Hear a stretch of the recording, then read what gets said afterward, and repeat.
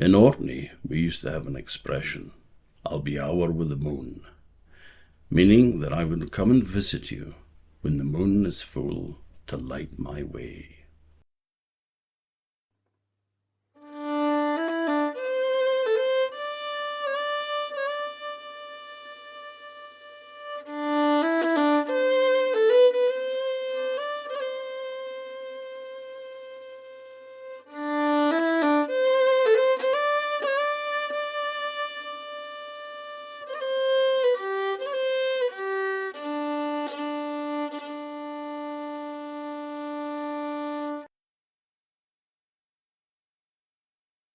Hello, folks, and welcome to another edition of Hour with the Moon. I'm Tom Muir, as usual, and today we're joined by a very dear friend who is this is a guy I could happily talk to until the coos come home, and then we would talk to the coos.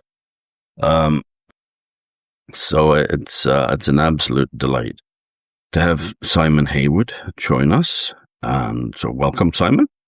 Welcome. Thank you very much indeed.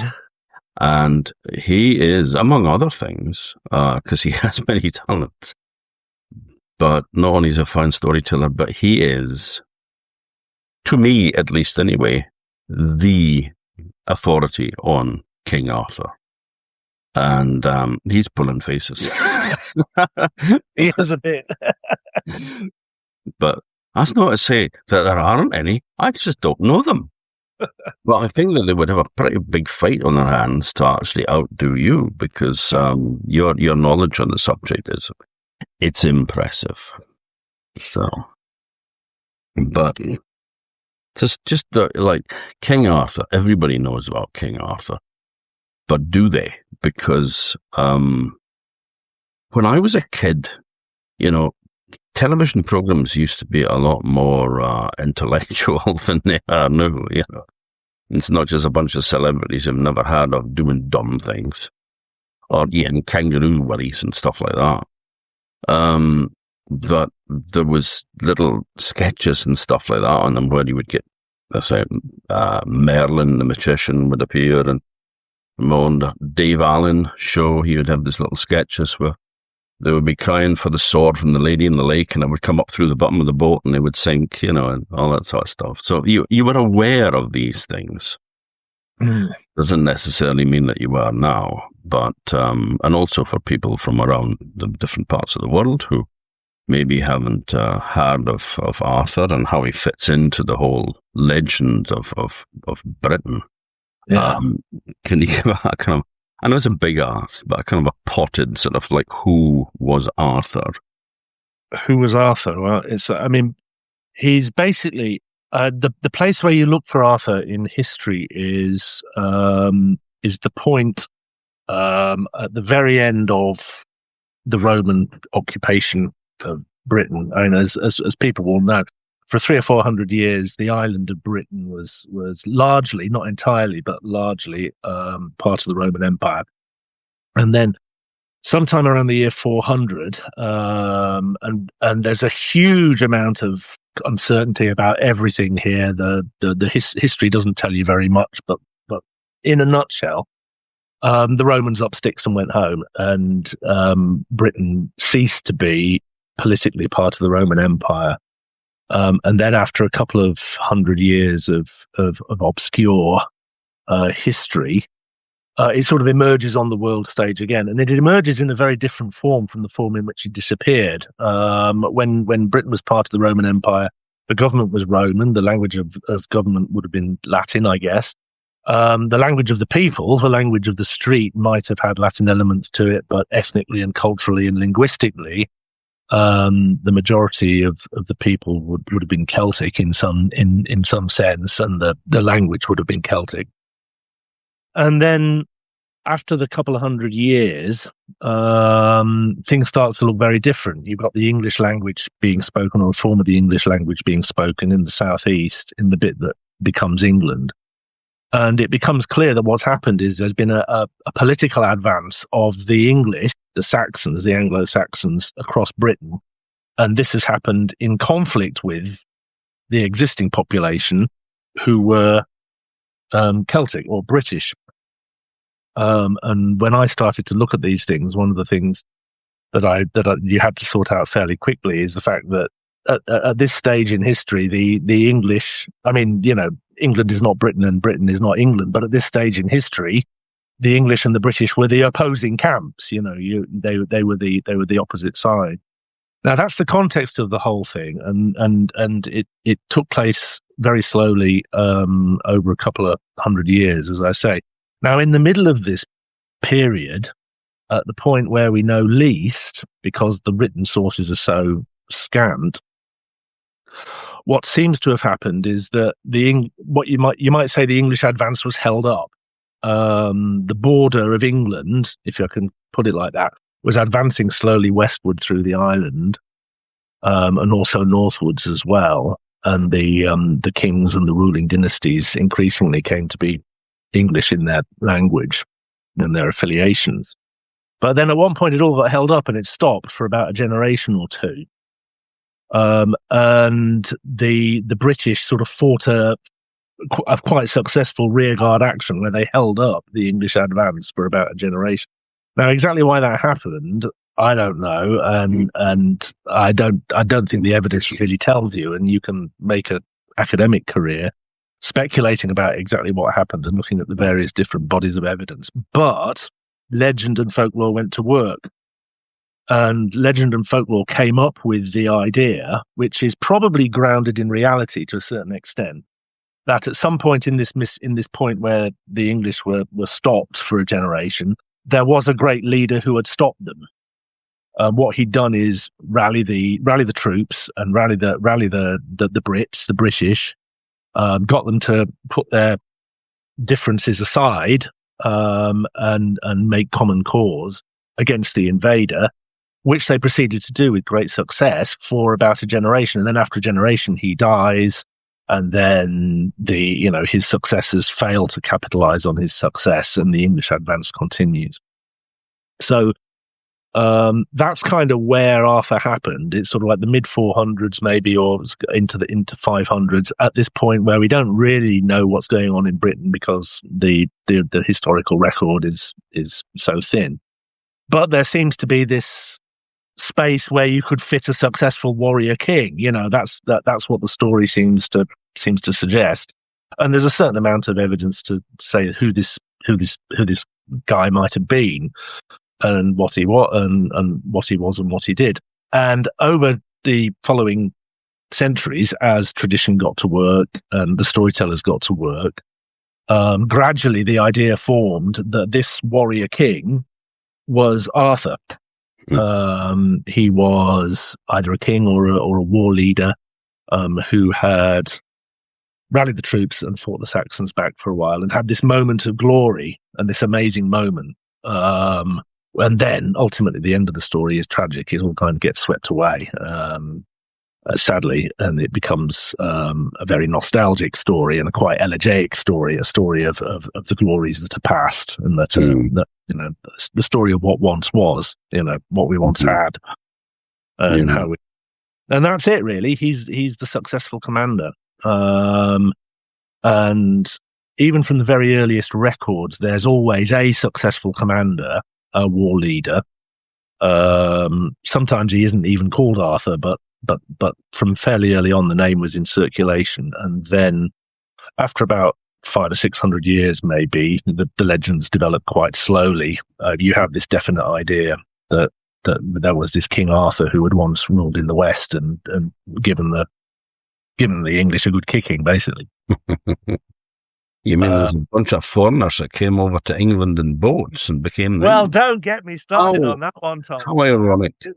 We were telling so many of the Arthur stories. Absolutely, the English were unwelcome foreigners who arrived on boats, and particularly they were unwelcome foreigners who arrived on boats as mercenaries to fight for a very unpopular king whose name was Vortigern. And if you look at the wider legend, then you'll come across a character called Vortigern, who is a king 2 or 3 before Arthur, I think it is. He's part of the same saga.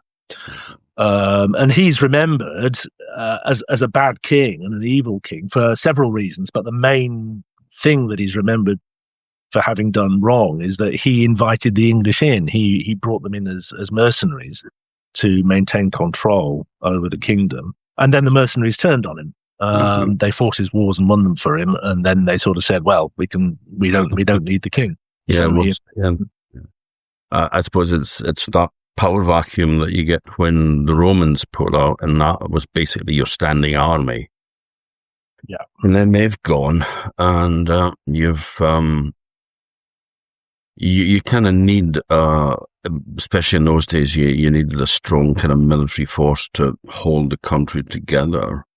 Yeah, you do. I mean, it's that's the way the story's told, anyway. And if you look at the legends, there are all sorts of kings and.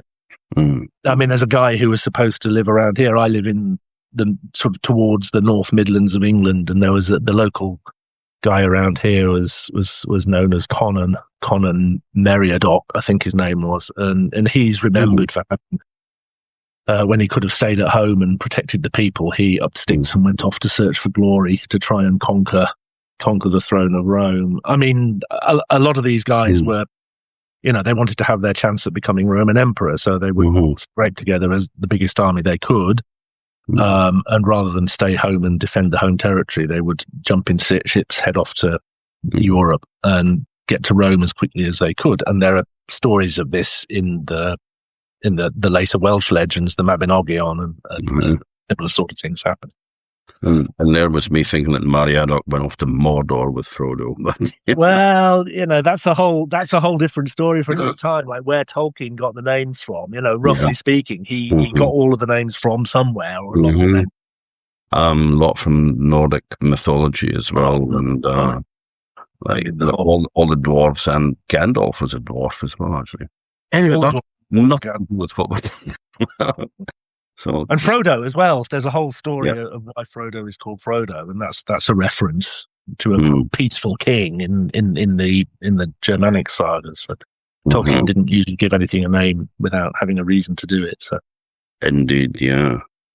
But Arthur is the king who didn't rush off. Well, there are stories of him going off to conquer Rome, but he stands out as being the king who stayed to protect the home country and did protect it. And that places him in contrast with some of the competition who did skedaddle off and head to Rome and try and grab the imperial purple for themselves. And that's a legendary history. That's what you read in the legends. But it is reasonably close to the sort of things that were happening in history and real life. And sober history does have stories of usurpers and military commanders who did take the imperial troops and head off to fight wars against the Roman Emperor. As the empire was breaking up, Britain went through a stage where it was in the empire and out of it, and then it was part of breakaway little sub-empires, and then it was back in again, depending on who won the latest battle. And the whole history is very tangled and complicated anyway. And it would be, I suppose, even if we knew more about it. But the fact that we don't know an awful lot about it only makes it more tantalizing. And that's the space where Arthur fits, really. He fits into that great big 200-year gap where, certainly as far as Britain goes, we really don't know very much at all.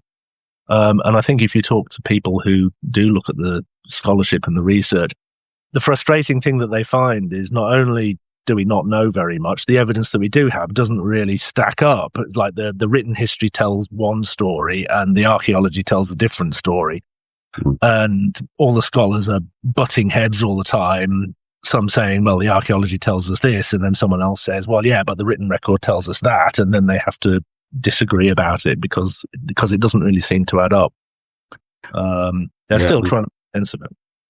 I mean, the secret there, I guess, is that remain open-minded and also realize that you don't know everything. So if more information comes up that adds to it, then, weigh it up, see if you agree, and but don't just say, well, no, that's not what I was thinking, so therefore it must be wrong, You don't. I think that's it. I mean, as with anything else, if there's a gap in the record, then people fill it with what they want to be true, you know. And I think scholars are as guilty of that as anyone else. So you have an idea of the way that you think it should have been, and you find the evidence that supports it. Yeah. And I think that's one of the reasons why they argue. But it's difficult. It's difficult to be objective when you only have so many fragments. You know, your imagination doesn't go to work doing the detective work. It's easy to put two and two together and make five, isn't it? Yeah, it's interesting that you were saying about the Britons being pushed, you know, to the west, and I mean these stories are very firmly part of the cultural heritage in Wales and in Cornwall as well. And hello to Fionn Phillips if you're listening, by the way, because she was on a wee while back talking about Arthur as well from the Welsh perspective. Yes, I remember. I listened to that one, and she's absolutely right. Yeah.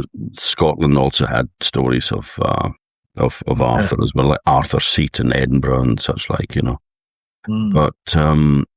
But what is the earliest sources that we have for the Arthurian legend?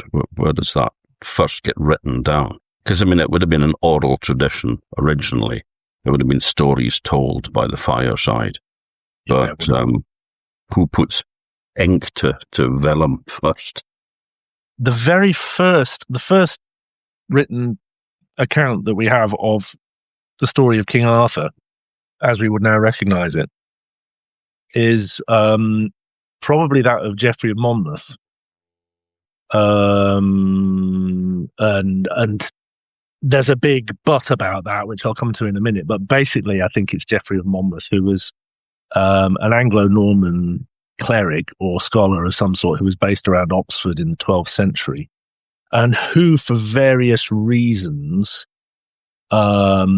decided that he wanted to write the first coherent history of the British people, which is the culture that you would now regard as the the ancestor culture of what you now call Welsh. But it goes right the way back for hundreds and hundreds of years, over many, many generations. And he wrote this incredible chronicle of the doings of, and it's the source of King Lear in Shakespeare. It's the source of all sorts of things. But the centerpiece of it is the story of King Arthur. And Geoffrey writes the biography of King Arthur from start to finish, more or less as we still would understand it. He misses a lot out. Lots of it haven't developed yet, but he basically gives the rough outline of the story. And it becomes very fashionable quite quickly. And this is the thing, is that it gets popular over all Europe, and then at that point you start getting people taking an interest in the story who don't have the Welsh connection, if I can look at it that way, which complicates things. But as you say, by the time Geoffrey of Monmouth was doing that, he must have been building on what were already quite well established traditions of Arthurian storytelling. And there are bits and pieces of that which are very interesting and worth talking about. But I think probably the earliest major work of Arthurian storytelling that you have from around that time is in Welsh, and it's the story of Cilwch and Olwen, which you now get in the Mabinogion. And the story Cilwch and Olwen is not a story necessarily about Arthur. It's set in Arthur's world, but he's not the hero. The hero is a young man called Cilwch who's has been placed under a curse. I mean, to marry Olwen. And he's quite happy about that because he's in love with her as well. So, but he has to perform all sorts of magical tasks in order to obtain permission to marry Olwen from her father, who is the chief of the giants. And most of the story is this great, sort of heroic quest for Cilwch to go and have all these magical encounters and do all this incredible stuff.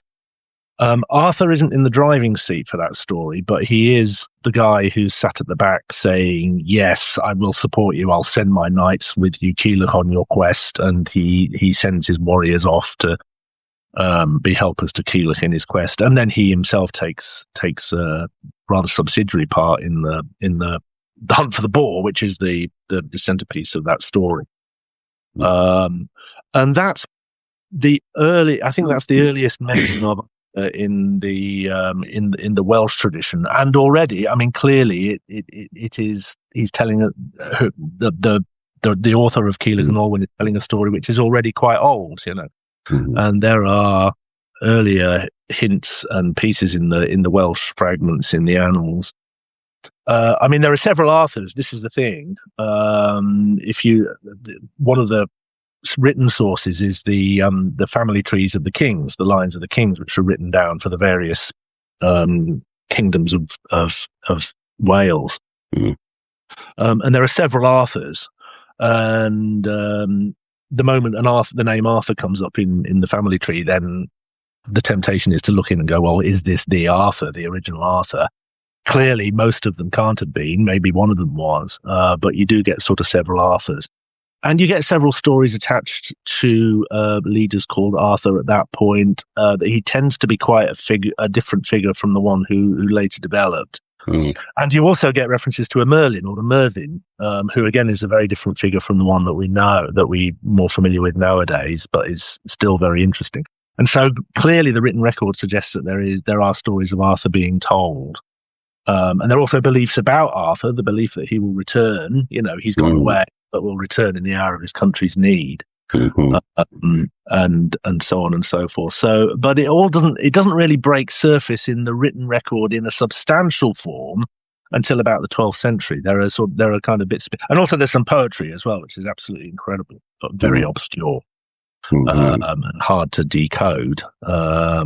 But it sort of exists. So there's a lot of that. But I think most of the time when people say, well, what's the oldest version of the Arthur story that we have, then they'll talk about Geoffrey of Monmouth.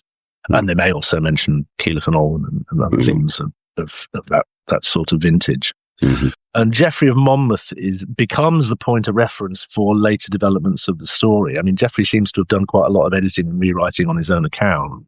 So he's not quite telling the story as he seems to have inherited it, as far as anyone can tell.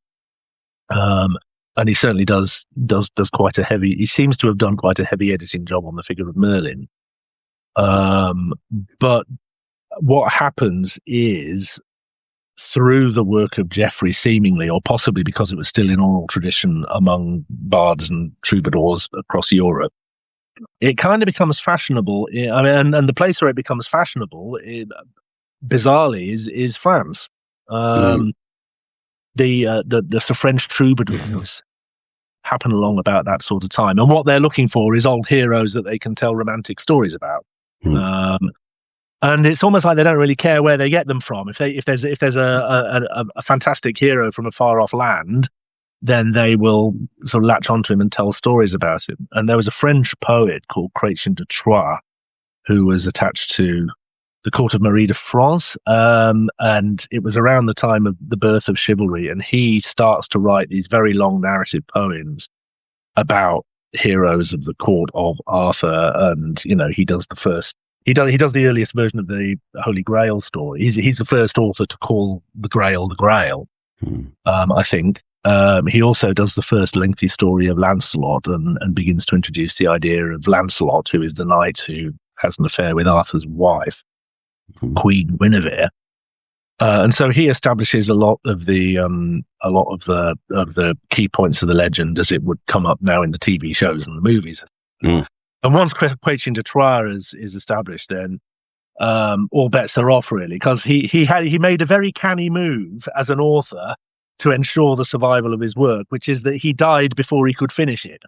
And what that meant was there was a gap in the market for people to finish off the story, and he didn't finish the story of the Holy Grail. So it's anybody's guess as to what his plans were for the rest of the Grail story. And what that meant was there was a massive dogpile of ambitious authors and poets across Europe, all of whom had a ready audience in people who were interested in knighthood and chivalry and all these ideas that were coming up about for the first time. And all of whom had this raw material to work on that they could tell all sorts of stories about.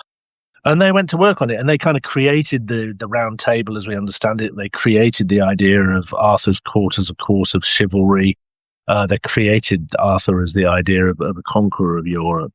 Now, all those guys have their own preoccupations, which are all very interesting, but very few of them have a particular interest in Arthur as a national hero of the Welsh. So they see him more as a kind of pan-European figure. And so what you see is that the stories of Arthur start to get divorced from the real Wales in a lot of European literature at that point. And that's one of the things that makes it a very popular literature, because it means that you don't necessarily have to, it exposes it to a wider readership. But it also changes the legend, and it means that Arthur, the national hero, is definitely still there in the stories and continues and is discernible as a root to the legend. But when you get into things like the adultery of Lancelot and Guinevere, it hasn't got an awful lot to do with the destinies of the Welsh people. Whereas Geoffrey of Monmouth clearly has. I mean, what he's writing is a tragic story of the downfall of the Welsh. And I think it's kind of seasoned with a grain of hope that at some point in the future there might be a revival of national fortunes and Arthur might return. He never quite dies, so there's always a possibility that he might come back. But even if he doesn't die, then there might be a moment of national renewal from what's seen as being a fairly low point in the fortunes of the people at the time at which Geoffrey's writing. It's interesting that Geoffrey was a Norman. So obviously has a French background, and then the French really pick up and run with the story, because everybody just assumes that this is an ancient legend from Britain, full stop, but rather than, well, it was written by people all over the place.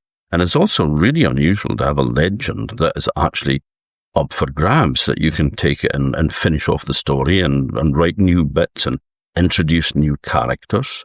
Normally, your story is your story, so it's really unusual from that perspective. Yeah, it really is. I mean, but they people sort of did that in the Middle Ages. They rightly or wrongly, they didn't really have much sort of respect for sources in a certain sense. If they found a good story lying around, then they would grab it and they would do what they wanted with it. And that's kind of, it's just the way they did things, and you have to kind of accept that that's what they wrote down, and that's what we're left with. But they absolutely did sort of take. I mean, is that the classic example, which is, cripplingly embarrassing in one sense, or bad, is that Mallory, who is the English author, who is the basic, gives us probably the source of all of the modern tellings ultimately. And is an English knight of the 15th century, writing stories, absolutely does begin his whole story. I've got it on the desk here somewhere. He talks about Arthur and he talks about Uther Pendragon as being the King of England, and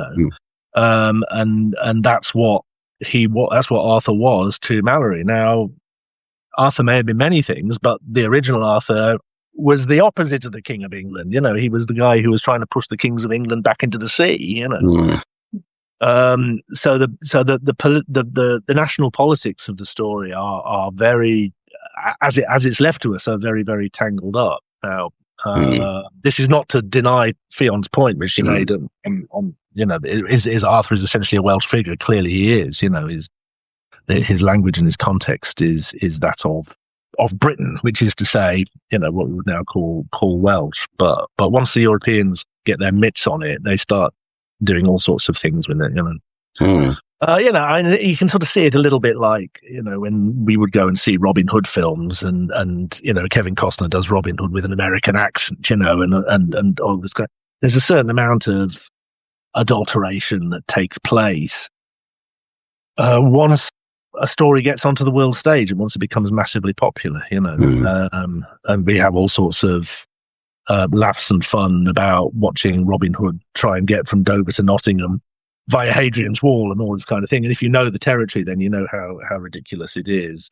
But at the same time, a wider audience doesn't really care, and I don't think many French knights or courtiers would have been particularly bothered about the specifics of the Welsh roots of the legend. They would have maybe just seen it as this marvelous and wonderful place out west where there were all these heroes of old. They they would have seen it as being quite magical, but they wouldn't necessarily have had any deep familiarity with what it was really like to be there or live there. Yeah, absolutely. And I mean, you mentioned about the fact that later people were sort of using it for their own interpretations to further their own causes. And England almost had a King Arthur. In the early 1500s, when Henry VII's eldest son was called King Arthur, because the Tudors were Welsh, Yeah, because the Tudors were Welsh. Yeah. I mean, basically, it's a kind of repeating pattern in English history. Is that if you several times, if you want to overthrow the king and install the next king of your choice, you always have the Arthur legend to go back to sort of say, we are restoring the line of Arthur. And that sounds much better than saying, I'm just some guy from down the road who's decided that he wants to be king and has a bigger army, which is effectively what was kind of happening in reality. So people would kind of claim, and it's possible, it's been suggested that this might be one reason why Geoffrey of Monmouth suddenly gets so popular in the 12th century, because you've had a change of dynasty in England. You've had the Plantagenets coming in, Henry II coming in. And Henry II from France, about the time the Arthur, Chrétien de Troyes and romances of that sort are becoming more popular on the continent. So it might be that one of the things that Geoffrey is doing is sort of saying, well, here are the ancient kings, and the new king that we have is restoring the. I don't know too much about that bit to be honest, but absolutely, yeah, the Tudors. Henry VII. Who was Lord of the Manor in my hometown when I was growing up. So I always have a kind of sneaking fondness for him, because his mob were our landlords back in the day. But basically, when he becomes king, he calls his eldest son Arthur so that his successor will be King Arthur. And then, unfortunately, Arthur dies, or maybe not unfortunately, he does. And then the second son becomes king as Henry VIII, and that's where we get the guy with the wives and all the rest of it. Yeah, and then the feces and the fan are introduced to each other. Yeah, feces meets fan in a high old style, but the thing is, one shouldn't romanticize these early kings. Nobody was that great back then. You're doing it for yourself, not for the benefit of the people, So, whether Arthur would have been better, but, Henry VIII was a bit of a monster. Well, ended up becoming a bit of a monster after a serious accident, which may have caused some behavioral change in his brain. But anyway, that's another story. Or just maybe he wasn't a very nice guy. This is. I think all of the kings around then were pretty ruthless, and you could say they had to be, but also they just were. Yeah, well, I guess it was just that sort of the whole thing. If you were that all powerful, and everybody had to do what you said, then that corrupts people. And so even if you started off being a really, really nice person, you could end up after a while becoming very twisted. If you look at the odd kings who could claim to be nice, maybe Henry VI or somebody, or Edward the Confessor or something like that. He possibly, but they tend not to do very well.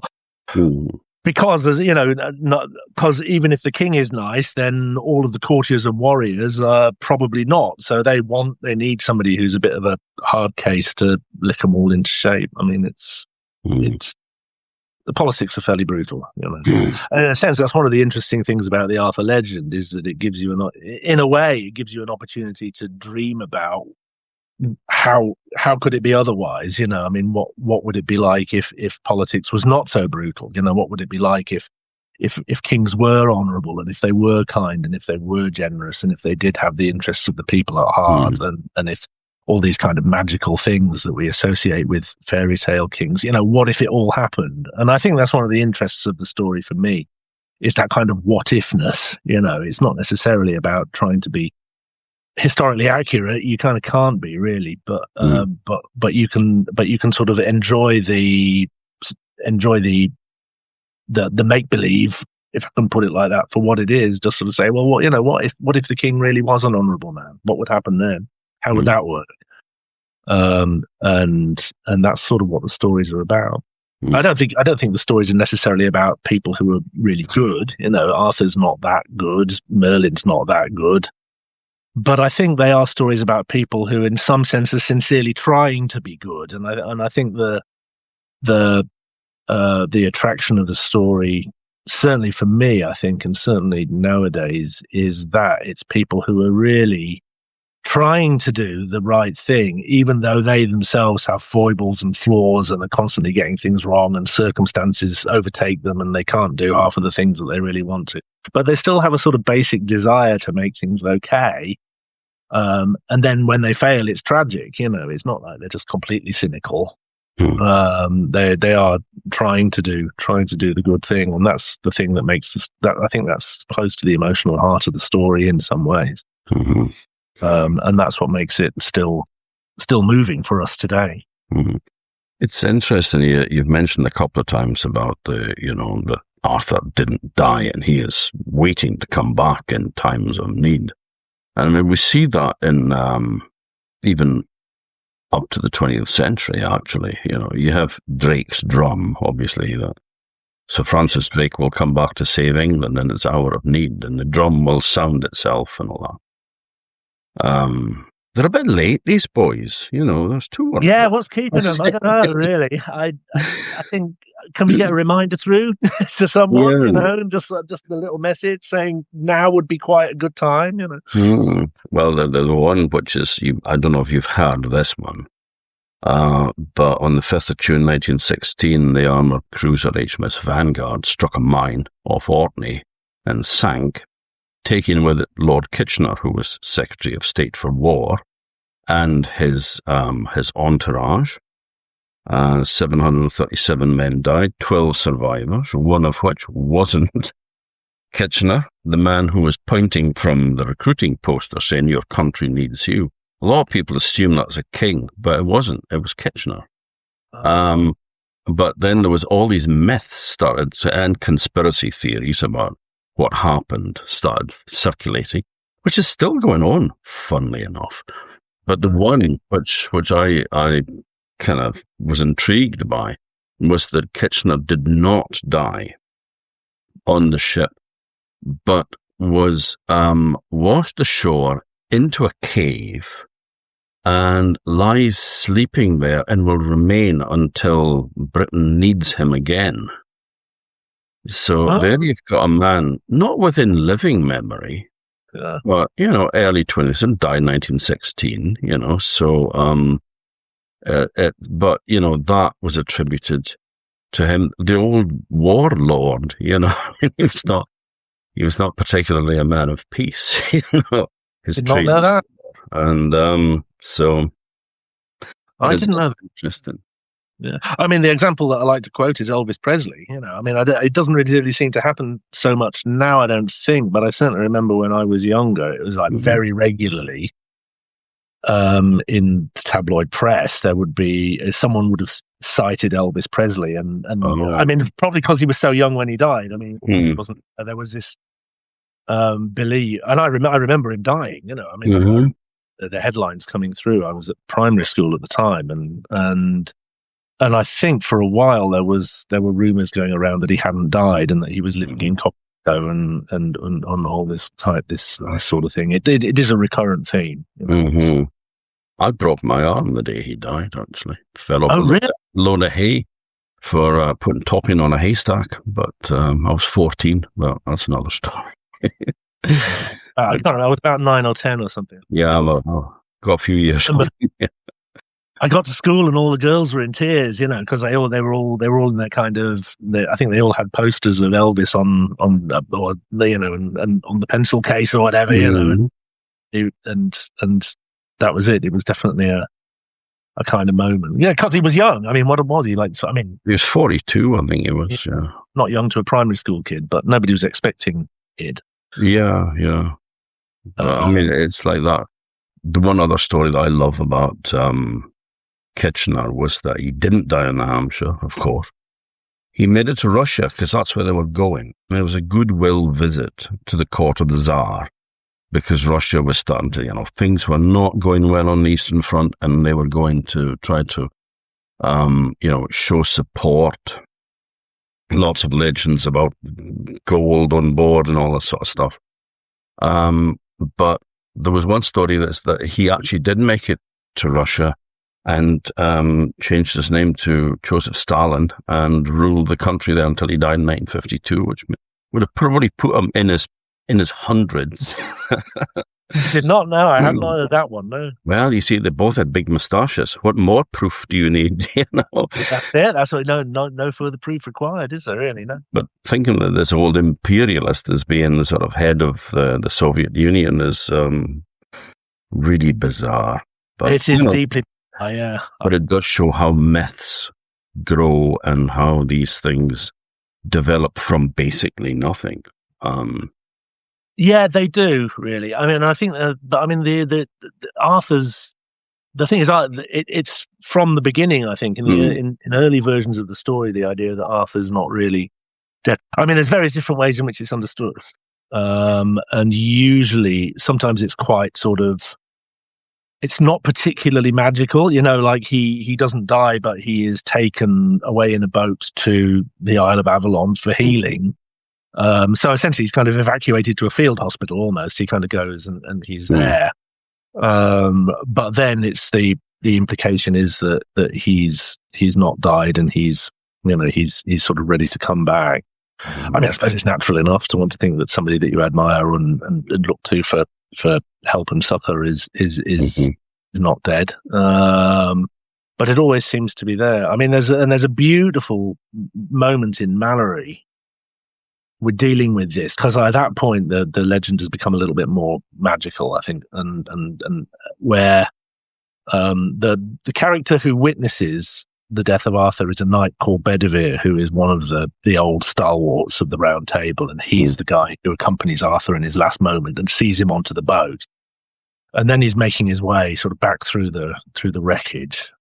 Plot spoilers if anybody's listening to Twilight Tales on this one, but this is yet to come, But but Bedivere is on his way back through the desolate kingdom that's just lost its king, and he comes to a church where and he watches a funeral procession going into the church, and the body in the coffin being laid in the tomb, and candles being lit and hymns being sung over the body.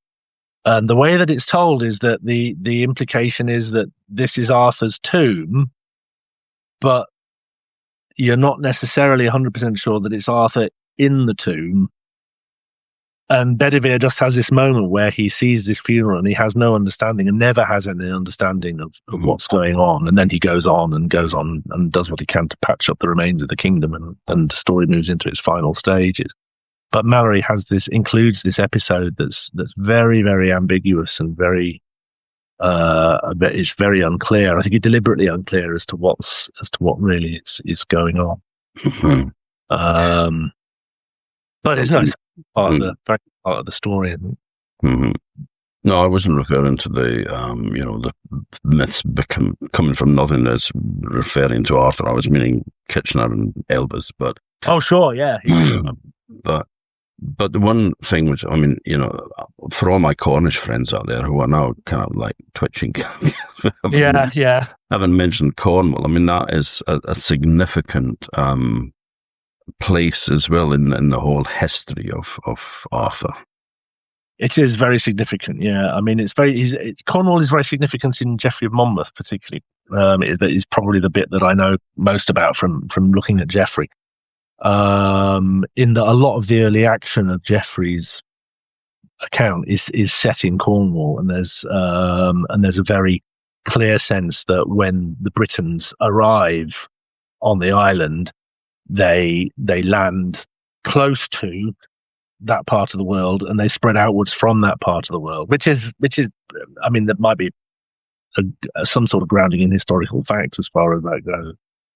And I think the other thing as well about Cornwall particularly is that in the Middle Ages, when there was quite a strong belief that Arthur would return, I think that belief is recorded from Cornwall. It's the Cornish legend or Cornish belief. I think it was linked to the idea that Arthur was in the form of a bird, a black bird, a crow or a chough, or who is still around.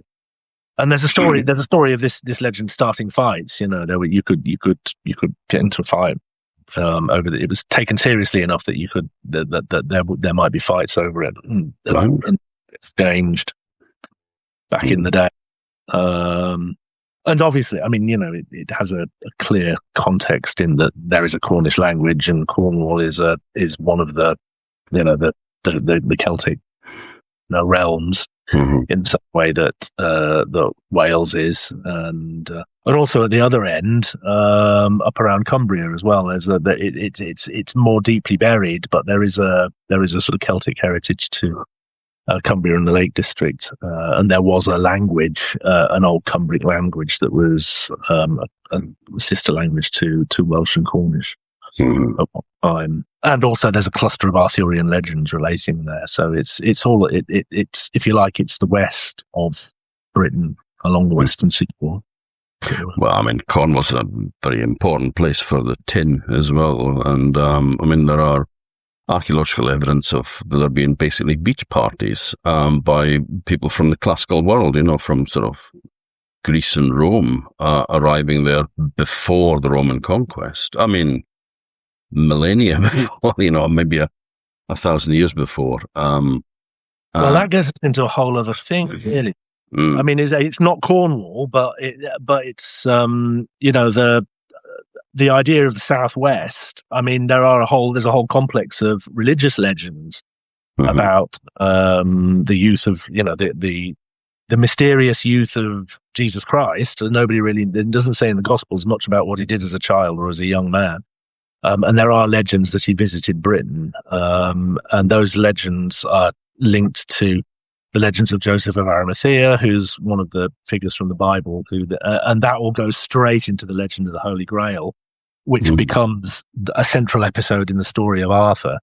And all of that is based in the southwest of Great Britain. I mean, it's kind of around Cornwall. The centre where it tends to get attached to is Glastonbury and Somerset, and it gets fed into legends of Glastonbury Abbey.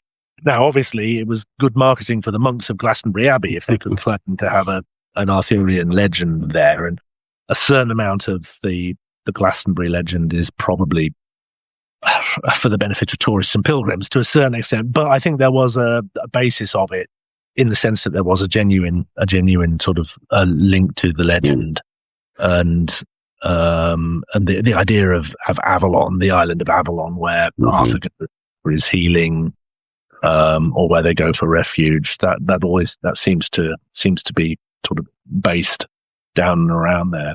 It's certainly very difficult. I find it very difficult to tell the stories without it sort of ultimately ends up in that part of the landscape because it just kind of fits, you have the Joseph of Arimathea story. He comes as a tin merchant in some senses, and sort of perhaps visits Britain, and that's maybe why how the Grail legend ends up here.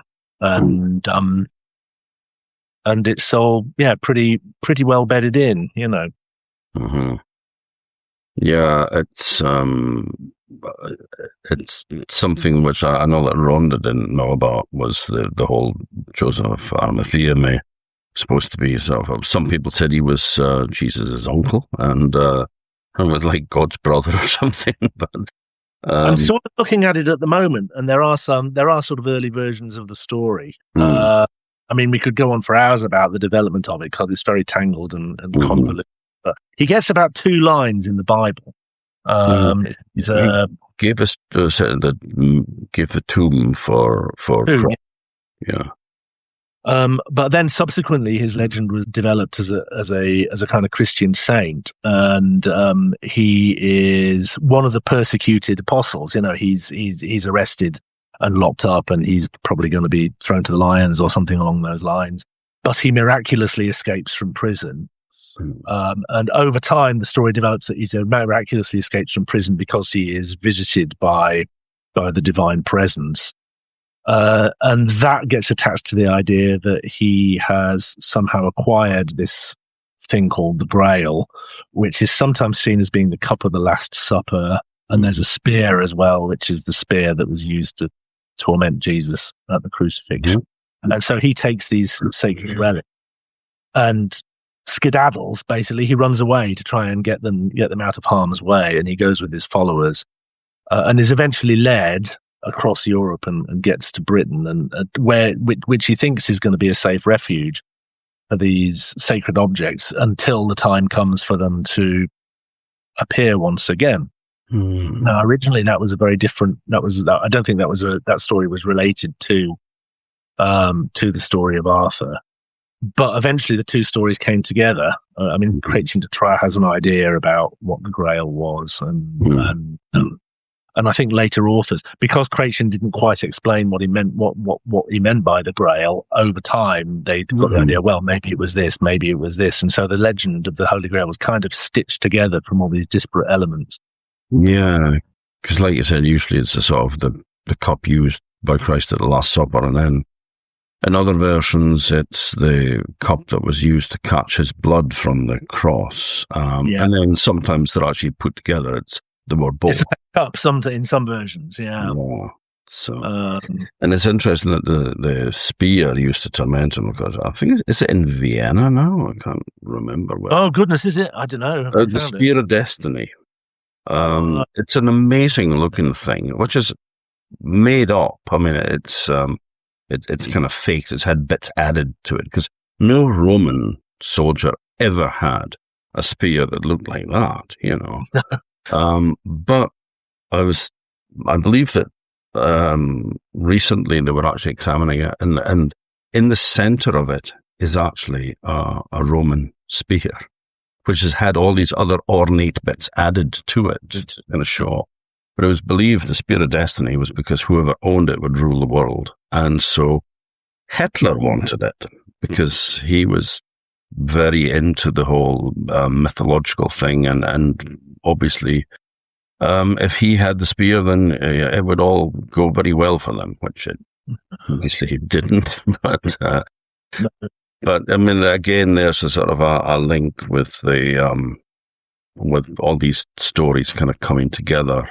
But to go back to the beginning, I mean, I've always been, when I was a kid, you know, Merlin was always seen as being this incredible magic guy, you know.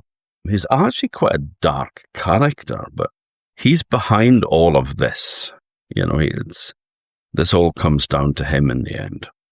Yeah, it does ultimately. I mean, he's the brains of the operation. He's sort of like the dark genius behind Arthur, and Arthur is his puppet to a certain extent to start with. The Geoffrey that we have, the Merlin that we have in the stories of the moment, first crops up in Geoffrey of Monmouth in his current form as a wonder worker and a magician who was also a counselor to the king. And Geoffrey writes this in his Chronicle of the Kings, but he also writes a life of Merlin. And what you find at this early point, I mean, I was directed towards this by friends in storytelling long after I started looking at the legend, and they were quite right to remind me how important it is. But there's a Merlin undergoes a complete character shift in the development of the story. When it begins, in the earliest versions of the story, he is a bard, a poet, who is involved in a battle in the north of Britain, somewhere along Hadrian's Wall, possibly, or not too far from it. And the horror of the battle is such that he loses his wits and goes wild and starts living in the forest. And the rest of the story is about his life in the forest and how he lives this curious double life as a man who has lost his mind, but is also gifted with prophecy, and is royal, but also living wild and completely united with nature. He's the point where lots of different opposites meet. And there are versions of that. And that whole character exists and is possibly based on a real poet. There are bits of his poetry surviving, I think. And then Geoffrey or sometimes sort of takes this figure and feeds it into his idea of the counselor who is there to support Arthur and guide him through. And sometimes Geoffrey comes close to admitting that the counselor figure had a completely different name. Sometimes he says, sometimes Merlin was called Ambrosius, and so Merlin also has this double name, Ambrosius, which in Welsh nowadays would be Emrys. That's the name. Now, where does Geoffrey get the name of Ambrosius from? It's another story from another time. But by the time Geoffrey gets his hands on the story, at that point Merlin becomes the wonder-working counselor, and it all goes from there.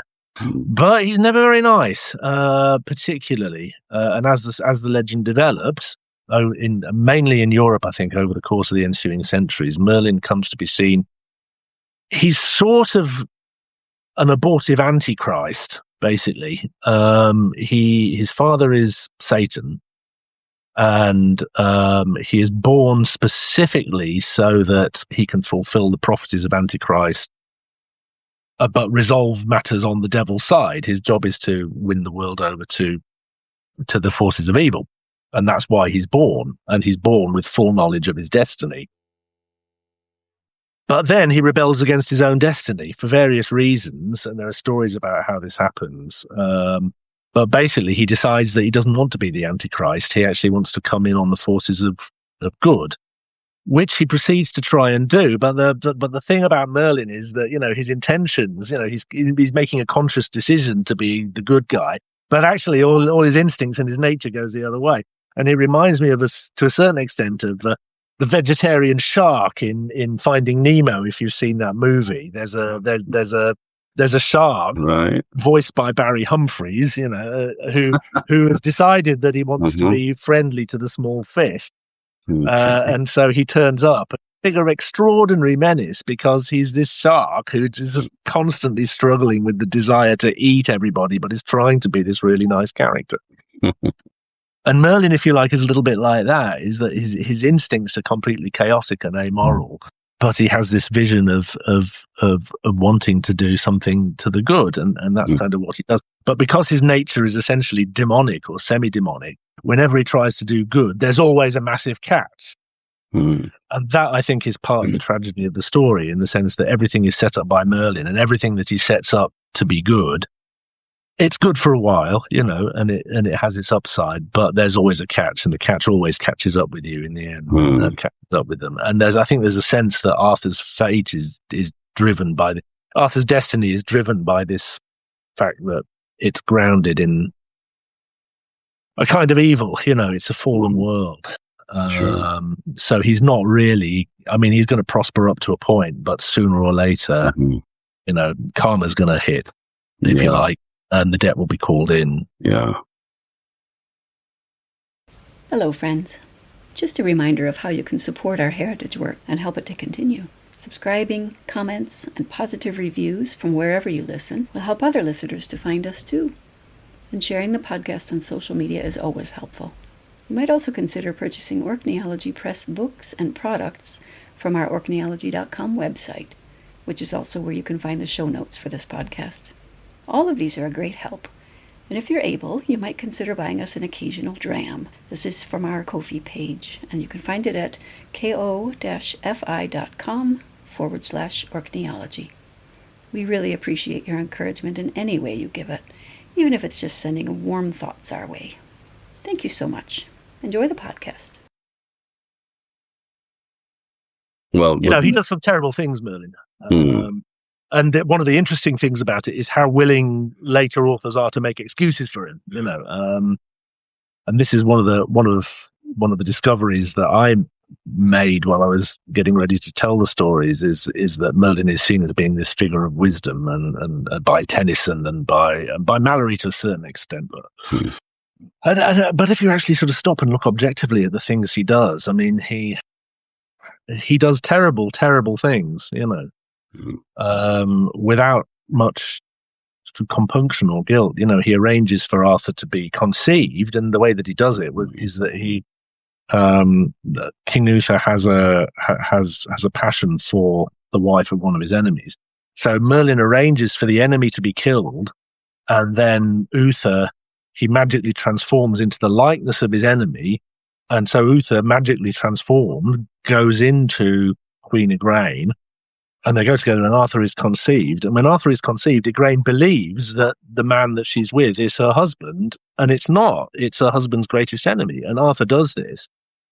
And you look at modern tellings of the story, and by Tennyson of all people, and the movies, and they always seem to sort of like not quite notice just what a terrible crime and evil that is. I mean, it's a crime of extreme violence by deceit.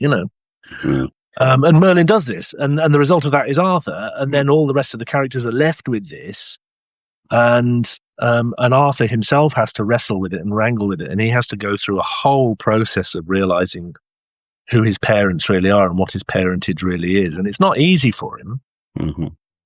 And then of course it kind of catches up with him in the end, and he is brought down by a similar sort of thing. So it's very, very dark at that level, and it's a difficult story to tell because it's so dark.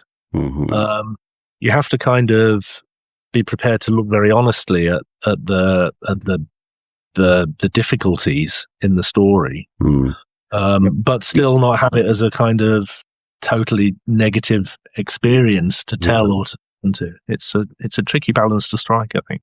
I think it says more about the time in which these things were written, with Tennyson and Mallory, where they could forgive it by saying that, King Uther fell in love with Igraine when he saw her because she was so beautiful, and it's kind of like a pure thing. No, it was pure lust. It's like, I want her. And then when he can't get her by any other way, then war breaks out over it, and so it's excusing the inexcusable. It really is, and that is quite a consistent theme, I think, in the versions of the story. And depending on the times, every writer excuses it a different way. Like Mallory excuses it because I think Mallory seems to have a view that noble women were sort of like pawns on the chessboard of politics. It's like you could pass them around and use them as deals for this, that, and the other. And he has the view of his times, if you like, that it was all power, dynasty politics and power politics. Mallory is not particularly enlightened when it comes to that. So because he's writing in the 15th century. He's a product of his age. Times, And Tennyson, I think, Tennyson seems. I mean, I read Tennyson. I would like to know why Tennyson picked the stories of King Arthur, because he's a writer who doesn't like to write about sex, and it's all about sex. He's a writer that doesn't like to write about violence, and it's all about violence. What did he think he was getting into when he chose those stories to tell? Because most of what he has to write about this stuff is basically an act of evasion. It's sort of describing how beautiful the towers of Camelot were and what a lovely sunny day it was, and all this, and how noble everybody was. And they weren't noble, they were a lot of things, but they weren't particularly noble. And Tennyson has to go so far around the houses to try and make them sound noble, that I sometimes wonder, maybe he should have written about something else, I mean, this is not to denigrate him as a poet, because line by line, he's a terrific poet. He's a great, he has a beautiful sort of ear, and his visual imagination and everything is fantastic. But he's so Victorian about everything. We have a connection here with him as well, because Tennyson was made a freeman of the city and royal borough of Kirkwall. Oh, okay. He came here on a visit, but that was by default, because they wanted the guy he was traveling with was Gladstone, the Prime Minister, and they wanted to confer the honour of the freedom of Kirkwall on Gladstone. And Gladstone said, well, unless my mate Alfred gets it as well, and I'm forget it. And so they went, oh, shit, better go and look around for another scroll. You know? So that's why he was made a freeman of the town. He wasn't going to. There wasn't all books, but there is a story of Merlin meeting Vortigern, is there not? Which is a. Do you know that? You might, of course, you know the story, but I wonder if you would share that with us, because that would be. I would, yeah. I mean, I'd love to. It's a fantastic story, and it's also one of the ones that's not always quite so well known. And it also figures in my first book as well, which was about Vortigern. But the story is, it begins with Vortigern, and eventually events catch up with Vortigern. He is a bad king, and it catches up with him, and he has to flee for his life. And he sort of knows that the game's up and his enemies are going to catch him and they're going to kill him. But really what he wants to do, if you like, is to die like a king. He wants to find somewhere where he can make a last stand, and at least they'll make a story or a song of him. And so after long searching, he eventually finds a hill in the north of Wales, in Eryri, in Erythfa, or quite close to it. And you can still go up there and you can see it, and the remains of the story are all there. It's a marvelous experience to go up and get a sense of it there. But he comes to this hill, which is surrounded by a circle of much greater peaks, and there he proceeds to build himself a tower, and the tower is going to be the place of his last stand. And the foundations of the tower are still there. He has very few attendants with him, and what they find when they're building the tower is that whatever they build by day is thrown down by night. There's an earthquake and a storm, and when they get up in the morning, the stones are all scattered. And one of Vortigern's followers, who has stood by him to the end, is his seer or magician, who Geoffrey of Monmouth calls Morgantius. I just tend to call him Morgan. But Morgantius says, I know what the problem is, Lord King. The ground will be still and firm enough for you to build your tower if it is sprinkled with the blood of a child who has never had a father. And Vortigern, knowing no better, says to Morgantius, well, fetch me such a child. And so Morgantius leaves the hillside and goes down as far, some say, as Carmarthen. And then, long story short, he comes back in a little while later, and he is bringing with him a woman who is dressed in a habit of religion, a nun, and the nun has with her a young boy who I always see as being a child with kind of massive, unruly shock of red hair and very bright, shining eyes, and he's probably about 8 or 9 years old. And Morgantius has brought them up the mountain, more or less kidnapped them off the streets and brought them up. And Vortigern says, who is this? And Morgantius says, well, this is the child with no father. And Vortigern turns to the nun and says, well, who are you? And she says, well, I'm the child's mother. And Vortigern says, how can it be, if this is your son, how can it be that he has no father? And so she tells the story. And there's a whole story about this, which you can also tell as a separate story if you wish. It's all there. But briefly, she says she was in a house of religion. She was a king's daughter, and as many king's daughters were, if there was no marriage to be made, she would be given over to a house of religion and become a woman of religion. And that was her life. And she was living in the cloister. And the night came when she was in her cell alone, in the dark, and it seemed to her that there was someone in the cell with her. And between her and this person, it was as it is between a man and a woman when they get a child, and yet it was all in darkness. And when day came, she was alone, and she never saw his face, and she did not know who he was or where he had come from or where he went. And the result of this was, in the end, the nature made it quite clear that it had been no dream, and she was brought to bed of a child. And the child grew up, and the story got out through the streets. And then Morgantius takes up the story and says, and when I followed your command, Lord King, he says, and rode down into the streets of the town, what did I find there but a gang of boys playing football in the streets? And there was this boy with his red hair and his bright eyes standing on the edge of the crowd of boys, waiting and asking to see if he could join in the game. And as boys will, he said they turned to him and they sort of said, "We will not play or spend our time on a boy who has no father." And then I realised what way it was with this boy, and that he was the child that we had saw. And Vortigern says to the woman, "Is this true?" And she goes, "It is true." And turns to the child and says, "It's true, is it?" And the child says, "Well, yeah, it's kind of true." And Vortigern says, "Well, what do you mean by that?" And the child says, "Well, it is true that in the manner in which you use the words, I do not have a father." He said, "But as it happens," he says, "that will do you no good." And Vortigern isn't expecting this. And he says, "Well, what do you mean?" And the child says, "Listen, this fool," and he points to Morgantius. He says, this fool thinks that he has kept his counsel from me, and I do not know what he is thinking. But he is wrong. I know exactly what he's thinking. What he's thinking is that if you take me, the boy with no father, and cut my throat, spill my blood on the ground, then the ground will be firm and your tower can be built." And Vortigern said, "Well, yes, is that not the case?" And the boy goes, "Of course it's not the case. Of course it's not the case." He says, "My blood is nothing to do with this." And Vortigern says, "Well, how do you know?" And the boy says, "I know because I know what is causing the earthquakes and the storms." And at that point, Vortigern's interested and his ears prick up and he says, "How do you know?" And the child goes, "Never mind how I know." He says, "I know a lot of things and you don't want to know how I know them. But I'll tell you," he says, "if you want the ground to be firm for your tower to be built, all that you need to do is stop listening to these fools of wizards that you've dragged up the mountain with you and listen to me instead." He says, "If you clear the stones away and if you dig down under the foundations, what you will find is that there, under the surface of the earth, there is a lake, a pool of water.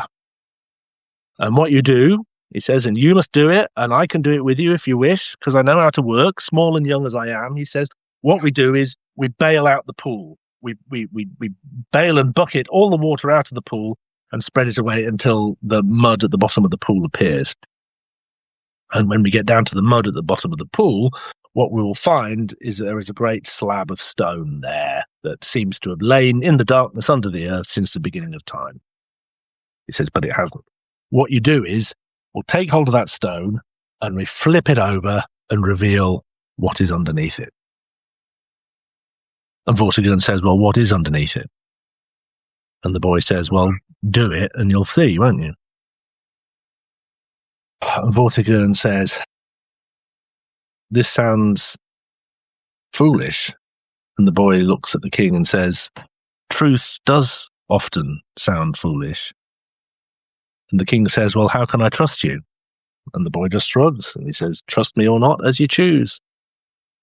And there's something about this boy.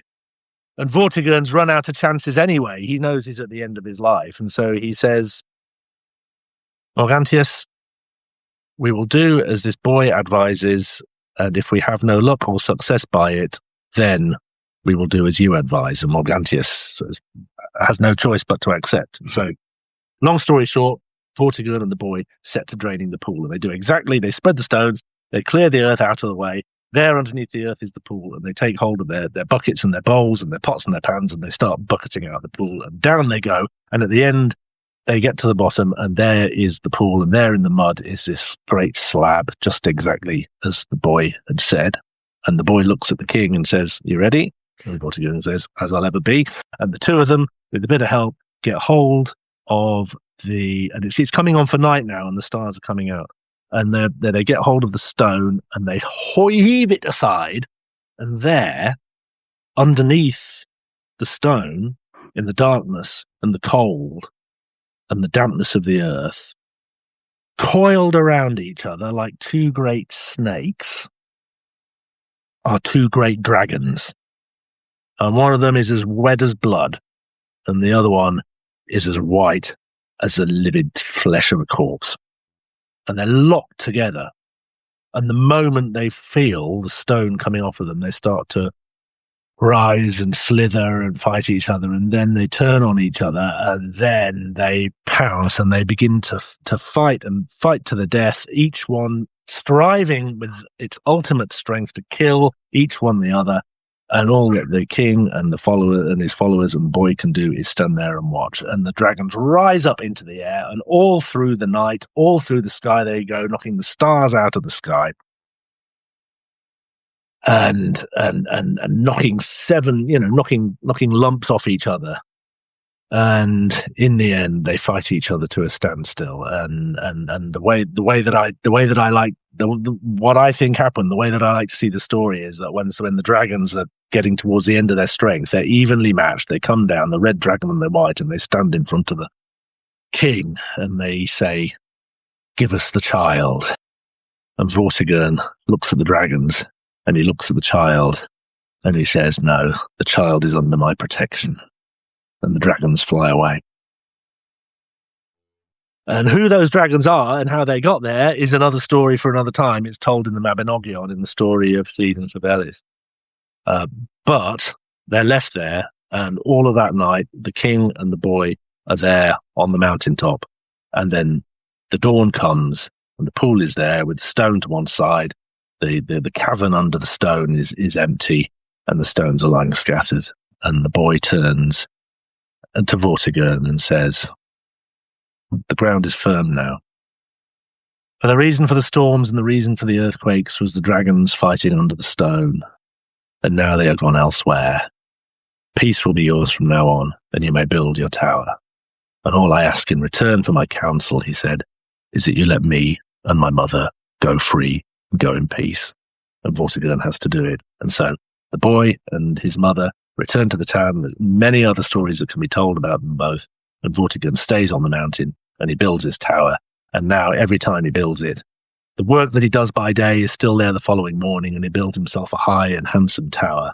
And that indeed is the tower that he's in when his enemies find him, and they burn the tower around about him with him in it. And so he finds his death. But at least he finds his king's death as he sought, and the songs and the stories are still being told. But those are other stories for other times. Mm. And although the story doesn't necessarily say it, Geoffrey makes some hints at it. But what happens is that the child is Merlin. He's the infant Merlin, and he's and we don't see him much until much later when he's a little bit older and has come to adulthood. But he is Merlin. And when Geoffrey tells the story, he also tells the story of some of the prophecies that Merlin gives. And then there's several pages of his book which are prophecies of Merlin, which are this great apocalyptic story of the monsters and dragons fighting in the sky, which is a foreshadowing of the things that are coming to the future. And throughout the Middle Ages, people were looking at Merlin's prophecies and looking to them they took them seriously. They looked at them for clues as to what was happening in their own times and what was liable to happen in the future. Hmm. And the two dragons were representative of the two peoples as well, were they not? Two dragons that represented the two people. Yeah, the red dragon is Idragoch, the dragon that you see on the flag of Wales now to this day, and the white dragon is the dragon of the Saxons, which is less well known. But the dragon is this England. It's the English and the Brit. You know, when we started off saying it was all about a conflict between the British and the English, and the dragon and the white dragon is the English dragon, and the idea is that they are at war. You know, they will always be opposed one to the other, and that's what brings turbulence on the land. Mm-hmm. And apart from the birth of Arthur through deception and sorcery, he then goes on to be a more of a humble character to begin with. I mean, he isn't brought up at a court by the king, is he? No, he isn't. No, he's fostered out. Well, I mean, basically, Merlin hides him for various reasons of state or policy. He decides that he's best squirreled away somewhere. So he manages to extract the child from his mother. He takes the infant Arthur from Igraine and takes him to an associate of his whose name is Ector. And Ector lives quite out of the way. And Arthur grows up as Ector's son, as his foster son. And he has an elder brother called Kay, who is Ector's natural son. And the understanding between them is that Kay is going to be the great guy, and Arthur is always going to be the sidekick. He's the sort of the fosterling, the cuckoo in the nest. And then time goes by and the throne falls vacant, and then they have to find a new king, and that's where the famous story of the sword in the stone comes in, because it's not clear. Mm-hmm. It's not clear who the son of the king is. So the sword in the stone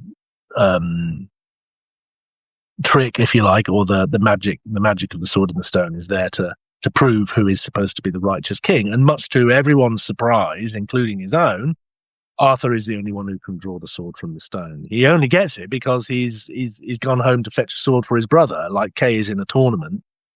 And he sends Arthur home for his sword because he's forgotten his sword. Kay tends to do this sort of thing. And so Arthur dutifully dashes off to go back to the hotel to fetch the sword that Kay's forgotten to bring, and he takes a shortcut through the churchyard, and he finds this sword sticking in the stone. Well, I haven't got time. He said, well, Kay's going to miss his joust if I go all the way back to the hotel. So he grabs the sword, takes it back, hands it to Kay, says, I found you a sword. And Kay recognises it and goes, where did you find this? And Arthur goes, oh, it's sticking in the stone.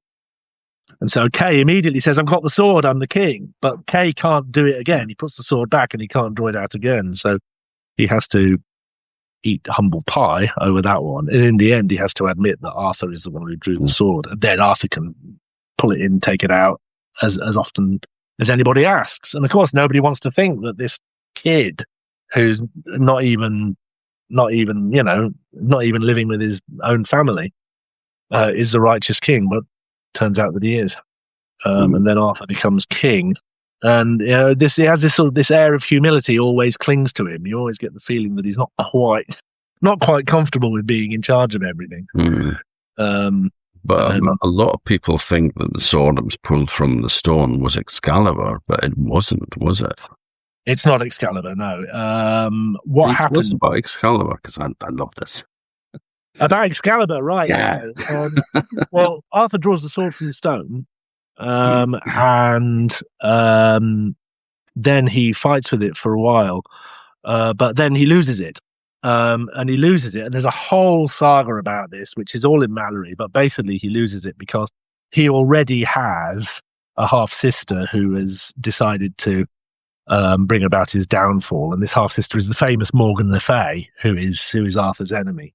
And so she pulls a trick on him, and tries to sort of get him involved in some fights, and he breaks his sword, and he loses his sword, and so he's left without a sword. And Merlin, who's still around at that point, sort of says, well, and Arthur says, well, I haven't got a sword, and Merlin says, well, don't worry, we'll fix you up a sword. And so Merlin seems to go and have cut a deal with the Lady of the Lake, who is one of the many witch goddess characters that Merlin knows, has his in address book, as it were. And so, but the thing is, Merlin has the whole thing set up, so you never quite work out how Merlin's done it. I don't think you ever do. But Merlin just presents Arthur with the done deal. He says, rides by this lake, and Merlin, who likes to make a show of things, says, well, let's just see if there's a sword around here somewhere. And so Arthur is wondering what this is. And then out, the famous thing that's in every film, out of the lake, there comes a hand waving the sword. Mallory tells it in a slightly different way, but in the end, the sword comes out of the lake with the scabbard and with the belt. And Arthur goes and collects the sword. And then Merlin, very significantly says to Arthur, so it's a handsome sword, isn't it? And Arthur goes, well, it's amazing. And Merlin says, do you like the sword better or the scabbard? And Arthur goes, well, obviously I like the sword better than the scabbard. And Merlin says, no, well, you're a fool, because you could have 10 swords like that if you wanted, now that you're the king, but you'll never get another scabbard like that, because if you're wearing that scabbard, then no blade can bite, nor no blood be drawn, and you are free from the danger of all injury and death. No man or woman or force in the world can harm you as long as you're wearing the scabbard. Keep the scabbard, because I'm not always going to be with you. And so Arthur puts the scabbard on. And for a while, Arthur is invincible. And this is the point where he becomes the great military commander, because nobody can beat him. He does go and conquer Rome and become kind of Roman emperor, and he defeats all his enemies. And this is where, and establishes the Round Table and becomes a great leader. But then Morgan Le Fay comes back and she realizes what's happened, and so she steals the scabbard. Doesn't steal the sword, but she steals the scabbard. And so Arthur loses the scabbard, and that's the point at which he becomes sort of mortal again, and he can be defeated. And from that point onwards, his power is past its best. He's still got Excalibur, so he's still very difficult to beat, but he's no longer invincible. And Morgan Le Fay kind of gets the scabbard, but she throws it in a lake, so it's lost forever. And then she is riding away, and she eludes all pursuit. And there's a beautiful moment where Arthur has sent his warriors after her to catch her, and she's riding away. And she rides up into the mountains where none of them ever go, and she doesn't know, and they don't know where they are. And she goes round the brow of the hill, and then the pursuit follows round the brow of the hill, and they think they've almost caught her, and they get there, and there's absolutely nobody there. All there is some standing stones, like an ancient monument, standing stones around there in the wilderness, with the mist swirling about and the wind blowing through them.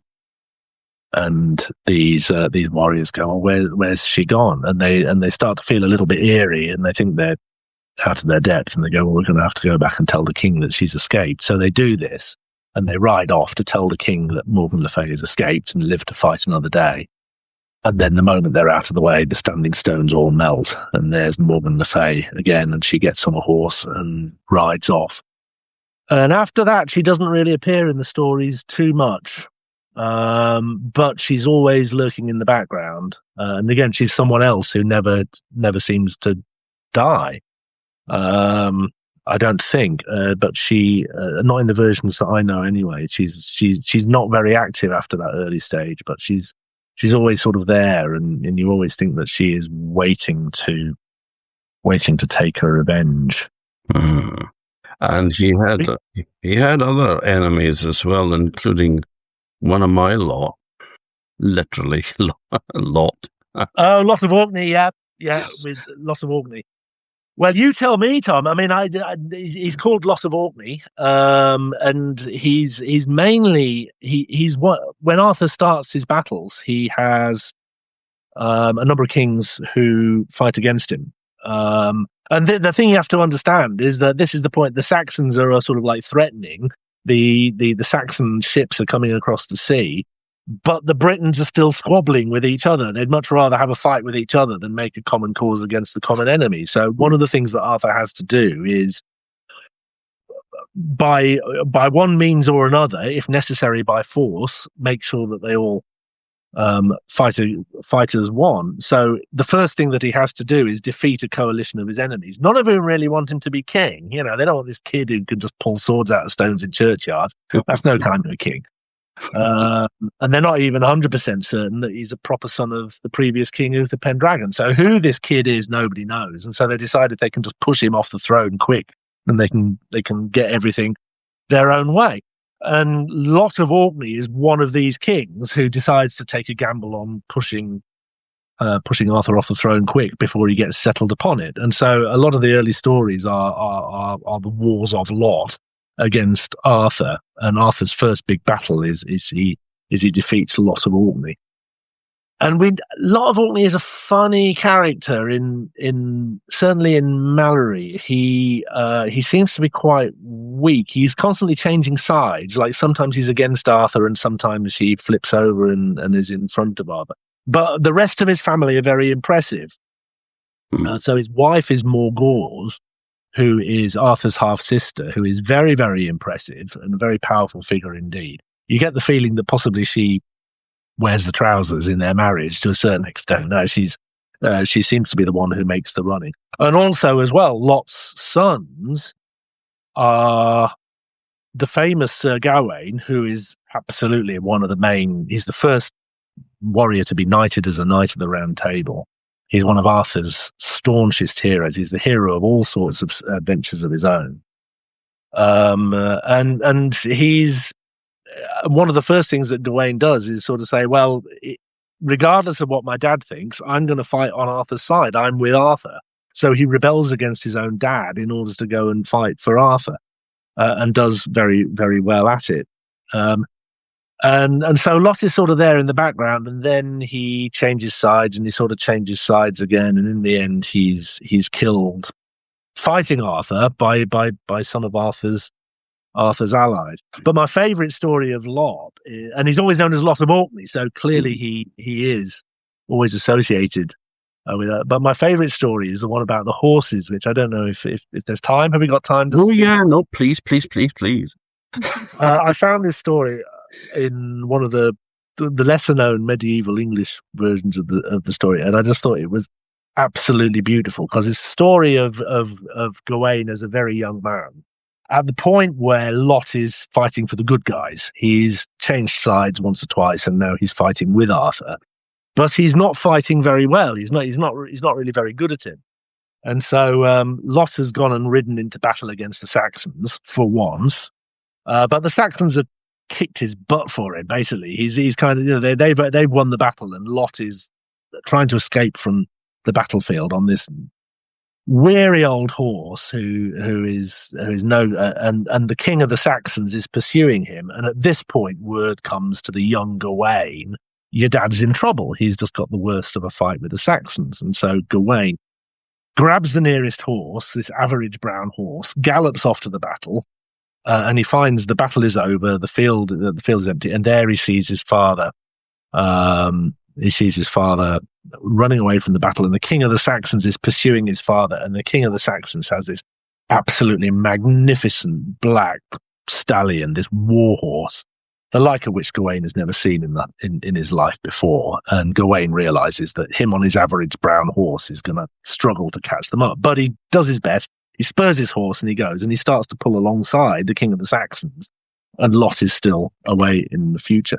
And Gawain is a young man at this point, and with all the sort of the passions and the preoccupations of a young man, and horses in those days were like cars or motorbikes. If you had a good one, it was a bit of a flex, and